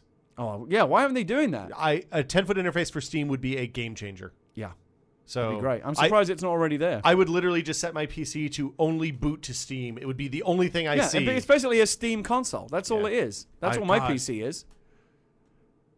I would be so thankful, Valve, if you gave us for Thanksgiving a 10-foot interface for Steam. Maybe Santa Gabe will hear your wish. Stuff that, write it down and stuff that up the chimney, and maybe Gabe will get it. So thankful. So thankful. Email them directly. I like the idea of that Valve's offices. They should move into the North Pole and just have it's like Santa's toy shop making. Doug all the Lombardi is riding reindeer to work. Yeah, making all the best stuff. I don't know, man. I want to test some of this Ethernet over or HDMI over Ethernet. That's a good idea. We should do that. Maybe we'll do that after CES when we're getting crazy again. Another question. Hey, Tester Crew. I'm Rory from Dublin, and my interesting piece of trivia is that Dublin is home to the St James's Gate Brewery and the Pint of Guinness. But what's interesting and kind of crazy is that in 1759 Arthur Guinness signed a lease for the brewery site which lasts 9,000 years. Oh man. Anyways, I'm looking to start dabbling in podcasting. I got a nice well-priced Blue Yeti microphone for recording, but was wondering if you guys have any insider tips for podcasting. I was thinking of recording it with Audacity, but if you've any other suggestions which might help, then I'd be happy to hear. Cheers, and keep on testing in the free world. Audacity's great. We use GarageBand here, but this is because we're a Mac house, and I've used Audacity in a pinch to fix broken GarageBand files. It's really good. And just to talk about Guinness, as our caller just did. Yeah. Guinness. I don't drink anymore. Guinness is one of the few things about not drinking anymore that I miss. Guinness is fantastic. It's a wonderful drink. When I used to order Guinness, you get a round of drinks for your friends. It's like 3 pints of beer and a Guinness. You've always got to wait extra for the Guinness. Oh, yeah. Because if they're pouring it properly, which in most places, fortunately, they do, you pour it like half the way, then you let it sit, and then you finish it, and it takes a while to settle. Guinness you have to wait for it a while. It's worth the wait. So when you go to a pub in Dublin, because it's all anybody orders, they're just constantly pulling them and keeping them on refrigerated shelves. Huh. So that when you go ask for a pint of Guinness, That's the same thing. You just have it immediately. In Boston, every time I've gone to Boston, like you go to the corner Cheers style neighborhood bars. Yeah. Literally, there would be at busy times 4 Guinness up on a shelf, half pulled. Yeah. Ready to go. And then they finish them off. What's the advantage of filling it halfway first? And you don't end up with 2 inches of head at the top. Yeah, of it's the the beer. way. It's the way you get the correct amount of foam cream at the top. And you want the bubbles going down the outside. I used to drink very heavily, and that's why I don't drink anymore. But back in the day, one of the simple pleasures in life for me was that razor edge between the top of the black part and where the cream began. It was like geometrically perfect. Yeah. And you almost didn't want to break it, but you did. Yeah, immediately. Of course you did. I love a good Guinness. You'd appreciate the geometric precision of it for about 5 seconds, and then you would get fucking wasted. Glug. It's hard to get wasted on Guinness. Yeah, and then of course, ironically, the more you drink, the less geometric precision you yourself have. Yeah, walls. As you start falling over things and getting into fights. I the thing I would say is figure out what you're going to talk about. Like have a plan going into the show. The technical stuff is easy. It doesn't seem like we follow that advice ourselves we at always all. have a plan. There's a list, and then we diverge from it immediately. But yeah, sometimes other people make the list. Sometimes other people do make the list. Those are my favorite shows. Yeah, you're free to wander off the reservation, but it's useful to have the bullet points so that if you lose your way, you can always, pick up the thread. The breadcrumbs. It is breadcrumbs. It's that when there's a lull, you want to be able to look over to the right and say, okay, we should talk about the Kindle Fire next. Right. The technical stuff, just listen to it, make sure it sounds good, get your levels right. If you're doing multiple people, then you can't use USB microphones, unfortunately. And by the way, this happens to the best of us. The other podcast I do, the IGN Game Business podcast that I do with Colin Campbell, we had to write a whole episode off because we didn't check the levels, and when we played it back, it sounded terrible. We couldn't use it. We had to throw away a whole week. Well, we weren't going to we didn't re-record it. I love, as somebody who at Future we used to podcast over Skype, and we'd be sitting in cubicles all looking at our own computers. So much nicer to just be locked in a room where you can kind of eyeball each other. Yeah, that helps a ton. I hate being eyeballed. Just saying. Norm doesn't like. That's a really disturbing stare. We're both staring at Norm now. I'm not. I'm just staring at you, staring at him. I'm looking and at now Gary. Norm's staring at me. This is good radio content. Yeah. Well, fortunately, you got the feed up there. Yeah, those 200 people. The camera are is excited. looking very kind of MacGyvered up there. What's going on with all the cables? Hey, man, and stuff? that's Well, actually, it looks very where it works. organic. Yeah. It looks like it's live. It looks like a Geiger, actually. It always not looks a like big it Geiger. looks like a robotic animal that's spying on us. What other stuff?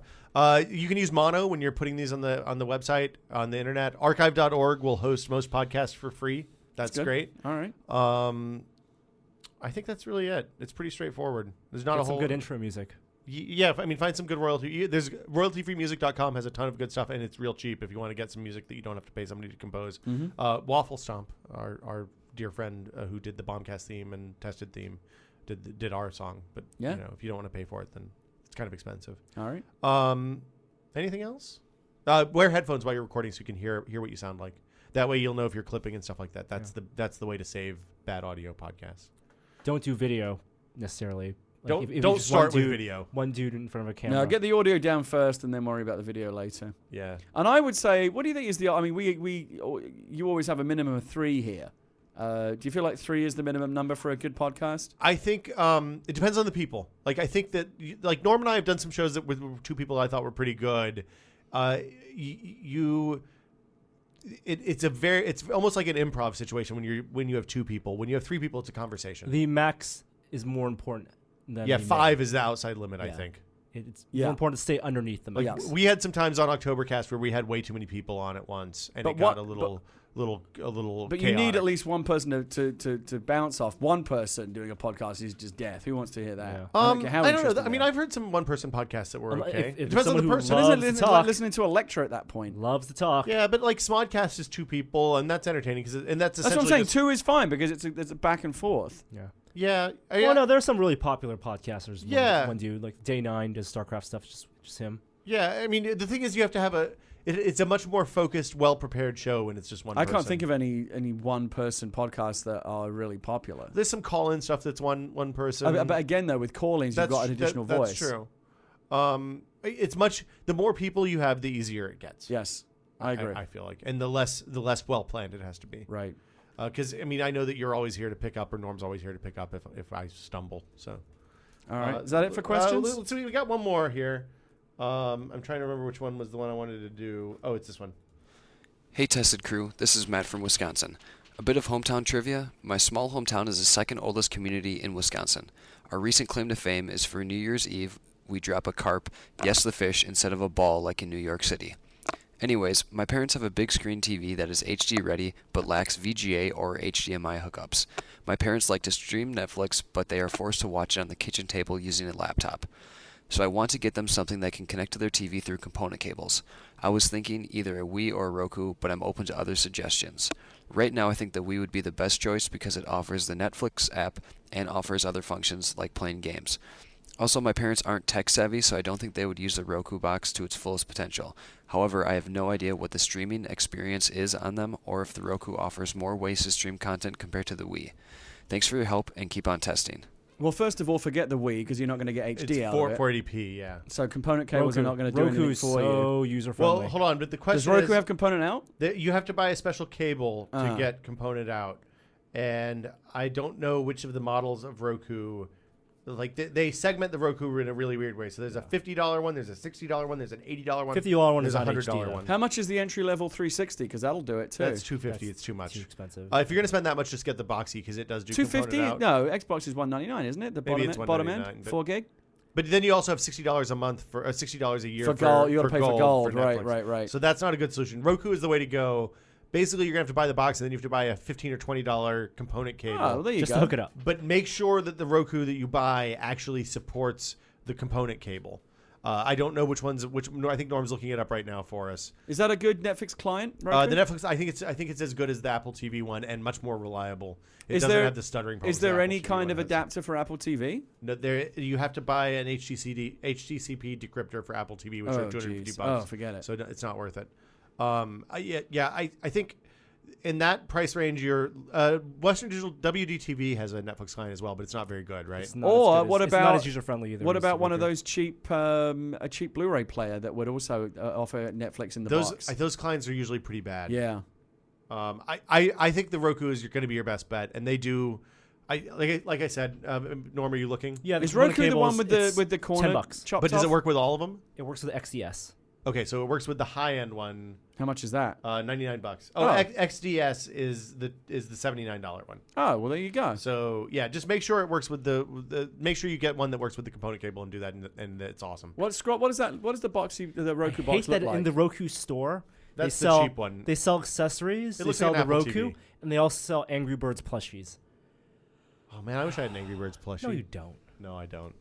Not at all. Well, it sounds like Roku and the cable's the answer. Yeah, Roku is I was thinking about getting my parents a Roku for Christmas. I wonder It feels why, a little weird though because they can watch us on Roku. Do you think there'd be any sense in Netflix partnering with a hardware guy and making a Netflix branded, That's like what the official Roku Netflix was. box? Well, no. That's there what was a whole Roku story. started Yeah, as. Roku.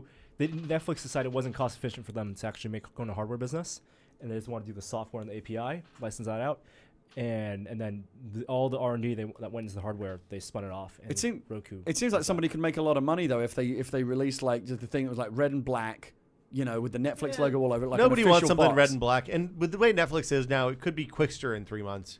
Besides, I want one box that has all of the stuff on it. I want HBO Go, I want Hulu, I want Amazon, all that stuff in one place. And What if else- it's an official Netflix box, you're not going to. What else can you do with Roku? Well, Whiskey's channels are all on Roku, of course.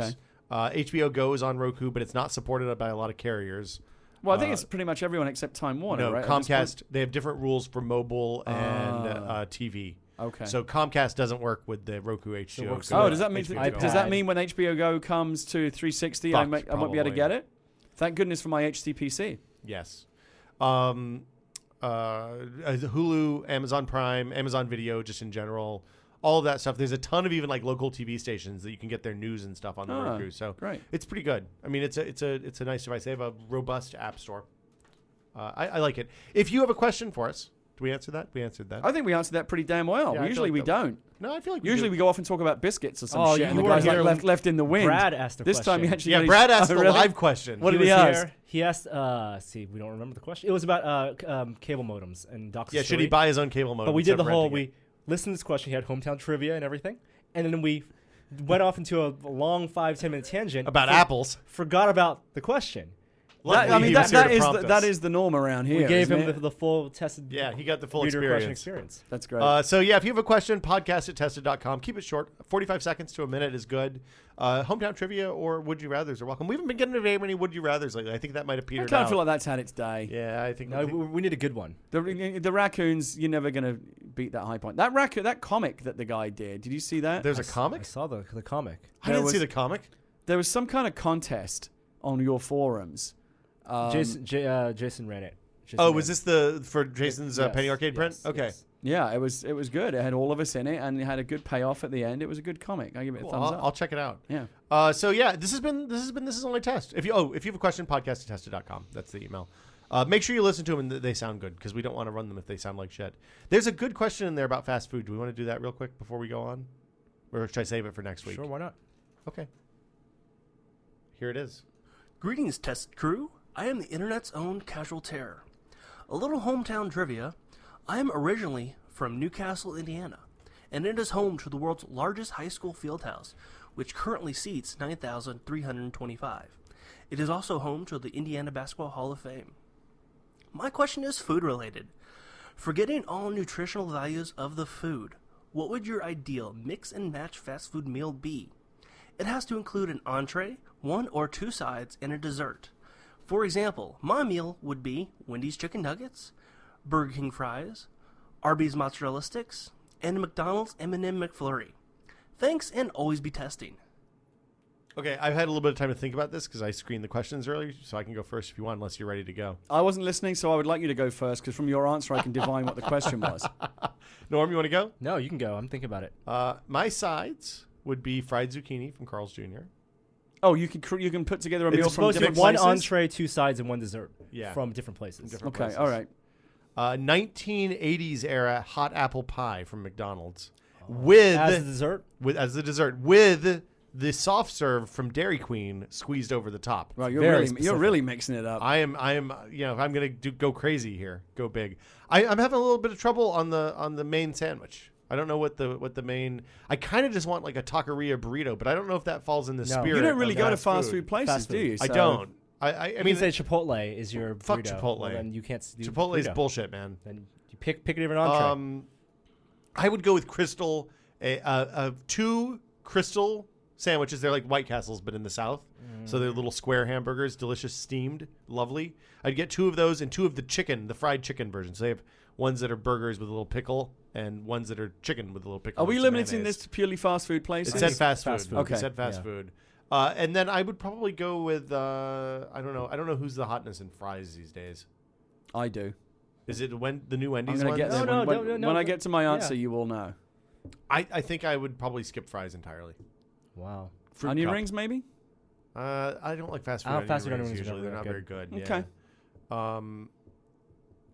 Yeah, and No I don't like curly In-N-Out fries or, fries. waffle I might go fries? with some Arby's. Waffle Arby's fries curly at Chick-fil-A. That's what I'm. Oh, you took my side. Arby's curly fries are pretty good. That's what I would go with. Yeah. Okay.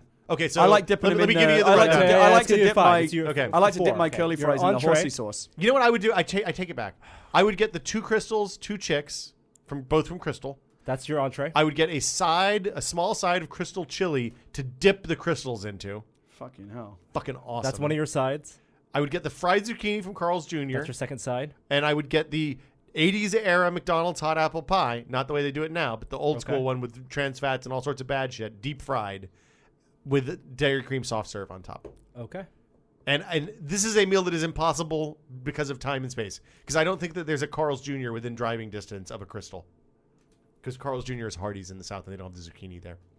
That is my meal. Interesting. Norm? I would go with KFC Ooh. chicken breast, original recipe, as the entree. It is the king of fried chicken. That is pretty good. I would go with Arby's curly fries as one side. Okay. I would go with. Oh God, the second side is the worst. I'm going to say that the idea of 2 sides is kind of bullshit because it's just fries. There's not a lot of bench strength in fast food side orders. No, like if you go to KFC, there's a ton of different sides you can get. Oh, I mean, I guess. You get mashed potatoes. You know, nobody gets fucking mac and cheese or coleslaw and mashed potatoes. What you get at KFC? I think my second side would be mashed potatoes. KFC It's mashed double potatoes. potatoes. Why not? Fuck Yeah. it. Why not? You can have whatever Exactly. you want. And then Nutritional dessert- value aside, dessert. 3 sweetest words in the English language. Nutritional. So theoretical. The third one would be McDonald's. Just the cone with the hard, dipped cone? The dip cone. Yeah, with the the dipped chocolate cone on is top. good. Yeah, the hard Oh, do chocolate. they do that now? They've done it in Asia for They've done- years and years. Oh, They- that's a Dairy No, Queen thing. You they have realize. it here. It's 99 cents. You can get a dipped cone. No, I don't go to McDonald's anymore. Yeah. Well, that's why. Vanilla- Vanilla previous cone with the dipped in chocolate. It always seems like a I'll do high risk dessert. maneuver to dip the cone. I'm in not the dipping chocolate. it. I know, but I'm just saying. I wonder how many cones they lose. How many ice creams are floating around in the chocolate? All right, Gary. You're up. For the main sandwich, The entree doesn't have to be a sandwich. You know, I might go with a Bojangles chicken sandwich. That changes my whole thing. Man, I you had were I fancy. had a Bojangles chicken biscuit Is it not the when I fucking was greatest last thing back ever? east, and it was pretty fucking good. Yeah. It's still not KFC, but it is good. Oh, it's spicy. It's no, good. no Chick-fil-A. It's good. Chick-fil-A's. Oh, this just reminded Sunday. me though. You- I'm also going to go with the double potato. This is on option. Sunday. I'm going to go with. Okay. I can't decide. I'm torn between like Give four different things. Lay it out. All right, in runners-up position, Oh, Okay. my goodness. filet of fish at McDonald's. Oh. I love What, it. as your I entree? love the filet of fish. Gross, dude. entree? Gross. Also in there. Do you know how they sell one of those a month? No, per no, store? no. To me. No, when I was in Japan, I was dirt poor and everything was expensive. Even Denny's was expensive. The only thing that was cheap, aside from the free smile at McDonald's, was $1 for filet of fish. I bought 7 of those. And on, Gross. and on per day. Thursdays, you get 2 for $2.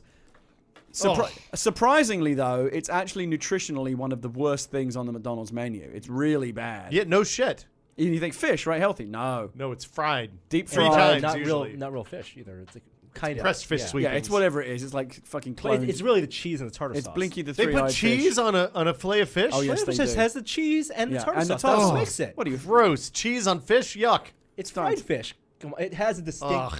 flavor and taste that you can only get in the filet of fish. My second runner-up would be the McRib.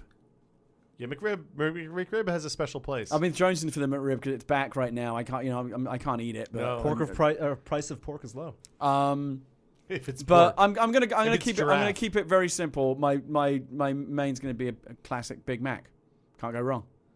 Cannot go wrong. I do miss no the Big lettuce, extra special No sauce. lettuce. No, the That's lettuce how is- I roll. Wow. Mac. The lettuce is the lettuce. I want it is swimming that's in kind of- special sauce. gross, dude.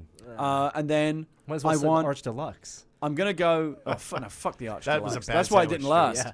Yeah. Now the McDLT, Hot hot side hot and cold side cold. Even worse.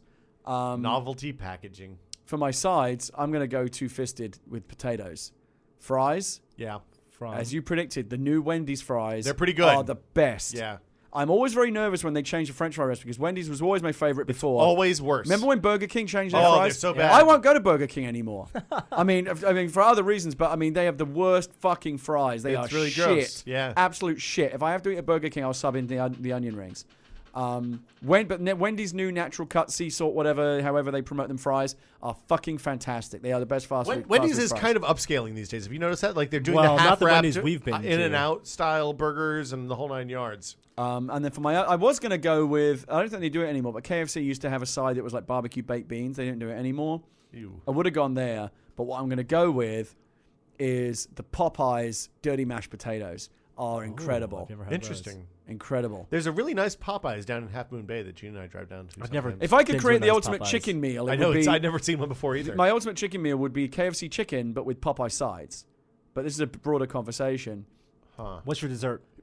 I think that's a dumb question as well because all the desserts are shitty at fast food places. It's part of the You know what I choice. would get? I would get the fucking McDonald's cherry pie. I love Yeah, the those McDonald's. pies are not But bad. they only ever have the apple. You know what they've got now? Holiday pie. Ew. I don't even know what the fuck it is. I was going to ask the person behind the counter. It's filled with real holiday. It looks like a cherry pie, but it's got like Christmas frosting on it. So like white frosting with gross. green and red sprinkles That's on not it. good. But I don't Worse know for you. what the interior. I think it's just an apple pie. That with sounds gross. There's too. just an Pies apple got pie with smaller frosting. over the years too. Yeah. McDonald's apple pie. Well, the thing about the pies is you used to hold them up and they didn't stay straight. They sagged. Well, because it was more filling. There was more filling and stuff. Yeah. And then it became breadier, and really that was around the time I crustier. stopped eating McDonald's, and that was one of the things I didn't miss. It's the best rare- part of it- the apple pie was the package. You had It's the rare small to spot the cardboard cherry box. pie though at McDonald's. You usually only have the apple variant. You The very rarely apple's see not the bad. red box sticking out the bottom of that dispenser. I'm surprised nobody went with tots, tater tots. Like your Southern fried chicken places all have I like tater tots tots. on the I menu. like tots. I used to go to Burger King for tots, but I like cheesy tots, and I can't have bad tots. The other thing I like is Oh McDonald's my god, my buddy! breakfast. Did you see Chris Charla posted these things? He made like jalapeno spicy tater tots at home. They look See, fantastic. tots are the best to mix. Tots up are in. great. Yeah. No one has sweet potato fries, right? Fast food places. It's fast food, dude. Not gourmet No, fast I don't food. think so. Maybe in the south. Like a Wolfgang Puck thing might have. Does that count? And fuck Subway. That'll do Desserts it. are traditionally terrible though. Although you've seen the IHOP Christmas promotion, the holiday pancakes, No. eggnog pancake. Honestly, Gross. I was this close to breaking and thinking, "Fuck it, I'll just be fat. I have to have these things," but I didn't. Maybe hold strong, Gary. maybe as a one-off Christmas treat, I'll allow myself. Just to have go that. get some bacon, man. They just look so fucking good. Go get some bacon. Oh, bacon. That'll do it for us this week. Stay tuned for Fake Outtakes. We're back every Thursday.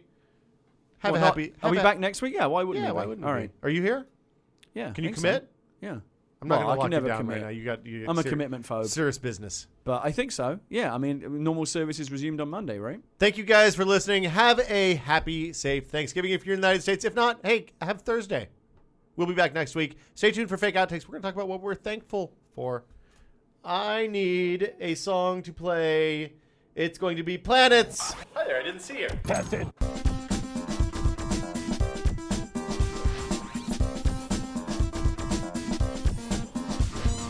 I love planets. I love being on one. That's it. What are you thankful for, Norm? Everything. And? I don't think anything in particular. Really? Nothing in particular? No. It's like I'm That's a little sad. I'm pretty thankful overall. Yeah. Okay. Life's pretty good. Gary, what do you think? I kind of feel that's a bit of a cop out unless you take time to specifically think about the things you are thankful for. I don't really feel like you're being very thankful. Like That's what can I be kinda how I thankful feel for? about I it. don't want to be thankful for like material things. Well, you can be thankful for your health. I'm thankful for my health. I'm thankful for my friends. I'm thankful for have a good job and good friends and being There in you a go. good See, place in life. There you go. That's all. I'm thankful for material stuff. I'm thankful for Saints Row the Third.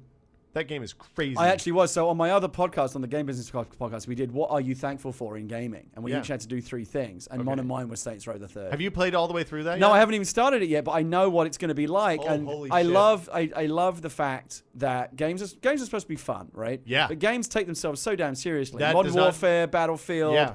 Skyrim. They're I don't great think games. Modern Warfare takes itself seriously. No, it does. That's No the one, problem. no one else takes it seriously, but it takes The itself problem very with Modern seriously. Warfare is that it takes itself seriously. Really? Yes. I mean, There's I'm nothing playing ironic through the about third that game. one. Oh my god. But Saints Row just says, fuck it.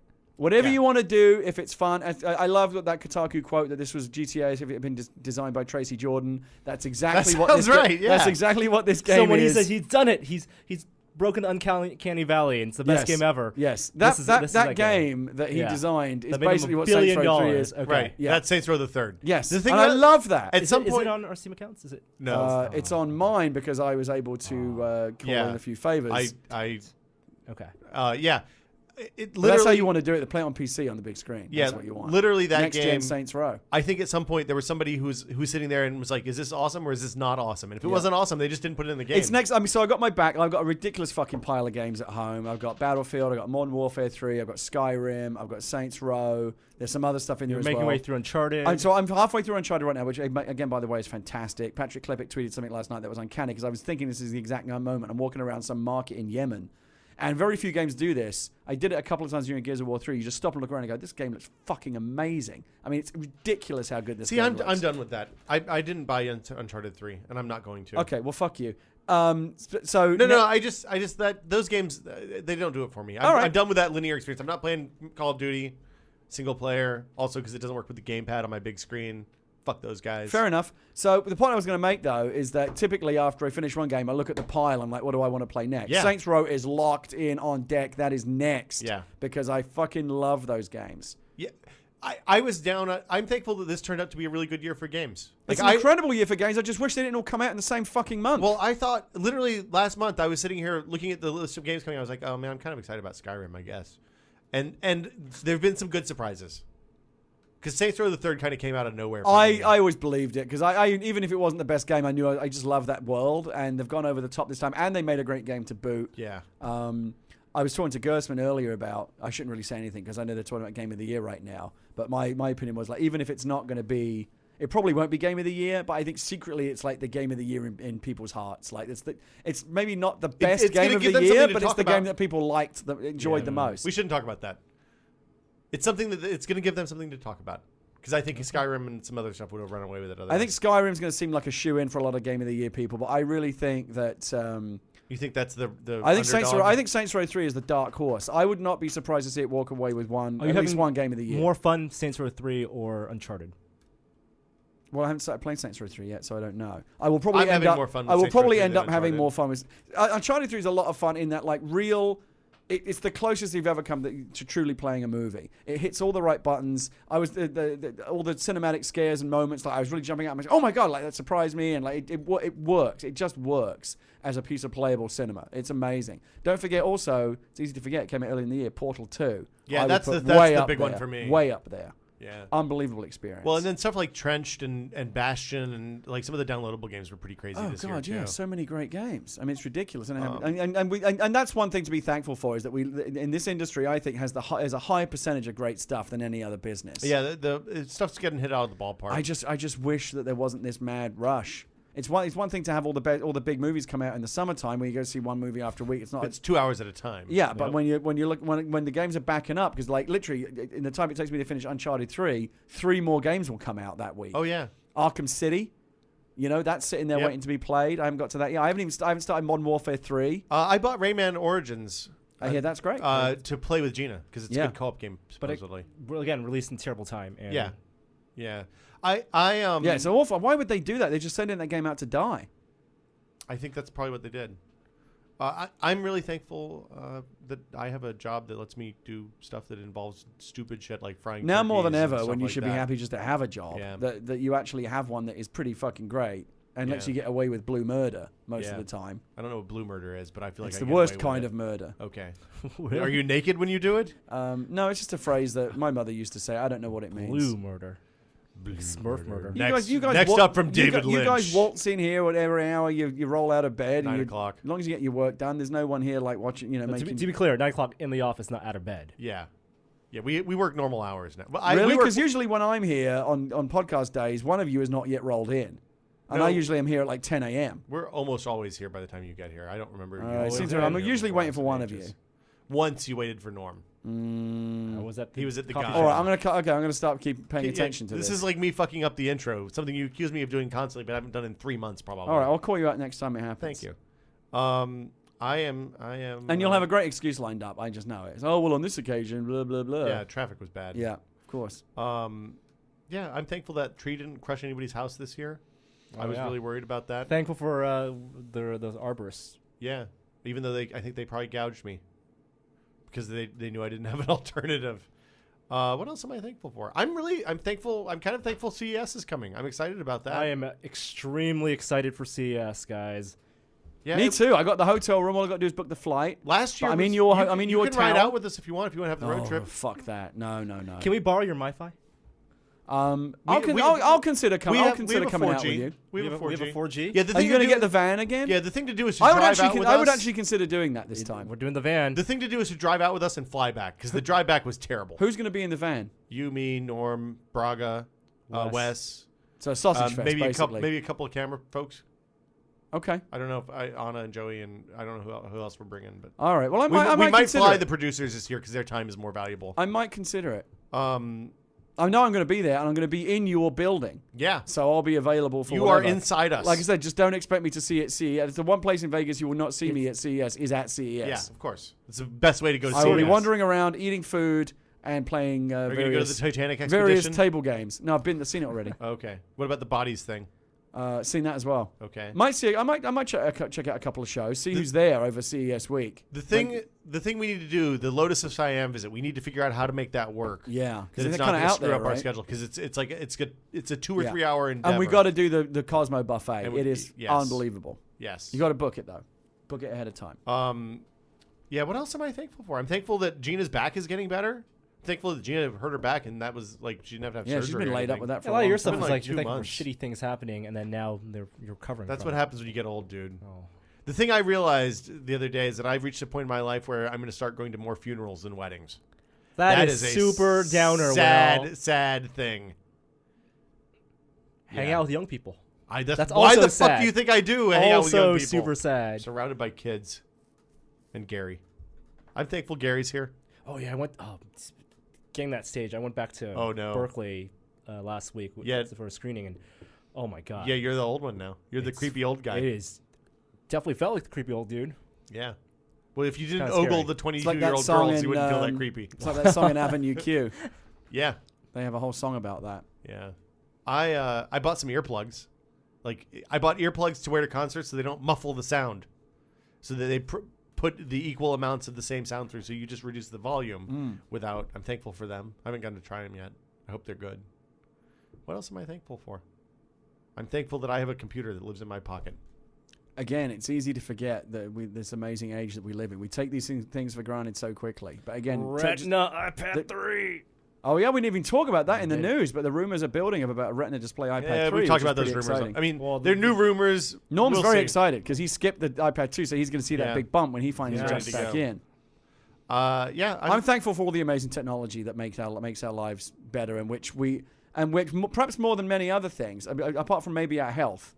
Yeah. That we just take this shit for granted, and it's amazing, and it takes incredible amounts of It's the hard work future. to create. Every time I think about the world without the iPhone and realize it was 4 years ago. When you say without the iPhone, you just mean without smartphone. Without modern smartphone 2.0. Yeah. Yeah. I'm telling you, if you took my iPhone away from me for 48 hours, I would probably be a wreck. We could do that. I think we should do that. No. Yeah, let's make a video. No, I can already tell you what the scientific results are. We don't need to do it. I You're can gonna tell you what the give result Ring will Pile? be. Gary, were you at the last podcast we talked about the Mars 500 project? Or was that Brad? I don't That was remember. Brad or Lloyd. Don't remember. Let's wrap it up. Let's go get some lunch. I'm thankful for we're about to eat lunch. Let's do that. Yeah. Anybody else thankful for anything? I don't think you should just be thankful on Thanksgiving. It is a good time to. It's a good time to vocalize reminisce. You should be thankful for. thankful all year round. But since you're not, I'm going to say I'm actually thankful for Thanksgiving, in that it is good to be reminded that we are pretty lucky to live in a free country, and we're generally pretty okay. And that is more than a lot of people in the world can say. And it is easy to forget that. And it's great that America has it, but it should not be an American holiday uniquely. Everybody in the world should take the time I to agree with that. count their blessings. And eat some turkey. And stuff your face silly and fall asleep in front of the 2-day James Bond marathon on Sci-Fi Channel. Oh my God, they're doing a 2-day James Bond Thursday, marathon? Friday, 2 whole days. Fuck Football? yeah. I have all of Fun. those on DVD though. Football? So why would I? When it's a good marathon, not be able to control it It's a good thing. is a good thing. Absolutely good thing. It That's forces you to actually sit down true. and that's why I like pre-programmed stuff sometimes. And also, let's not forget, Christmas officially starts tomorrow. Yeah. As soon as you see Santa at the end of the Macy's Thanksgiving Day Parade, Christmas is on. I'm activating the Christmas playlist on my phone. I'm starting to decorate the house. I fucking love Christmas. It is the best. What's the best part of Christmas? All of it. Okay, that's fair. I've been working on presents. I'm going to unveil my Christmas playlist tomorrow. My RDO one. I'll tweet about it. Okay. I have a pretty good Christmas playlist, I think. I start a Christmas playlist. I started actually when I start making pies at Thanksgiving. That's the kickoff for me of the holiday season. Yeah. Because Christmas music while cooking Thanksgiving is a. And I have different Christmas music because a lot of the songs that were big Christmas hits when I was a kid growing up are unique to the UK. So I have ones that are just for me and other British people. Oh, who like appreciate that one them. that Hugh Grant's dad wrote? No, that was made up. But that's the sort of That's thing. Santa's Secret Slayer. Santa's Secret Classic, Super classic, Slay, yeah. classic. Well, there are 3 classic examples that get played every year at Christmas in around the UK and aren't very well known anywhere else. For example? I Wish It Could Be Christmas Every Day. How does that go? I wish it could be Christmas every day. Okay. The other one is the one by Slade, which I'm going to fucking embarrass myself now that I can't remember it. But it's Merry Christmas everyone, or Merry Christmas everybody, which Noel Gallagher actually did a fantastic acoustic cover version Who's Noel of. Gallagher? And the third one is Greg Lake, I Believe in Father Christmas, which ironically was actually written as an anti-war song, but became a Christmas classic, and now it gets played every year.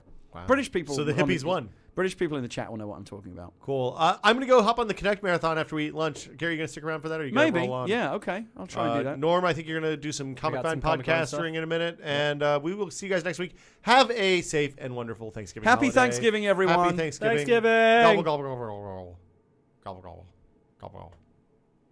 You guys are supposed to make gobbling noises when I start doing that. Yeah. Pardon. Bye, chat guys. See you guys next year. Now, the thing that's fucking this all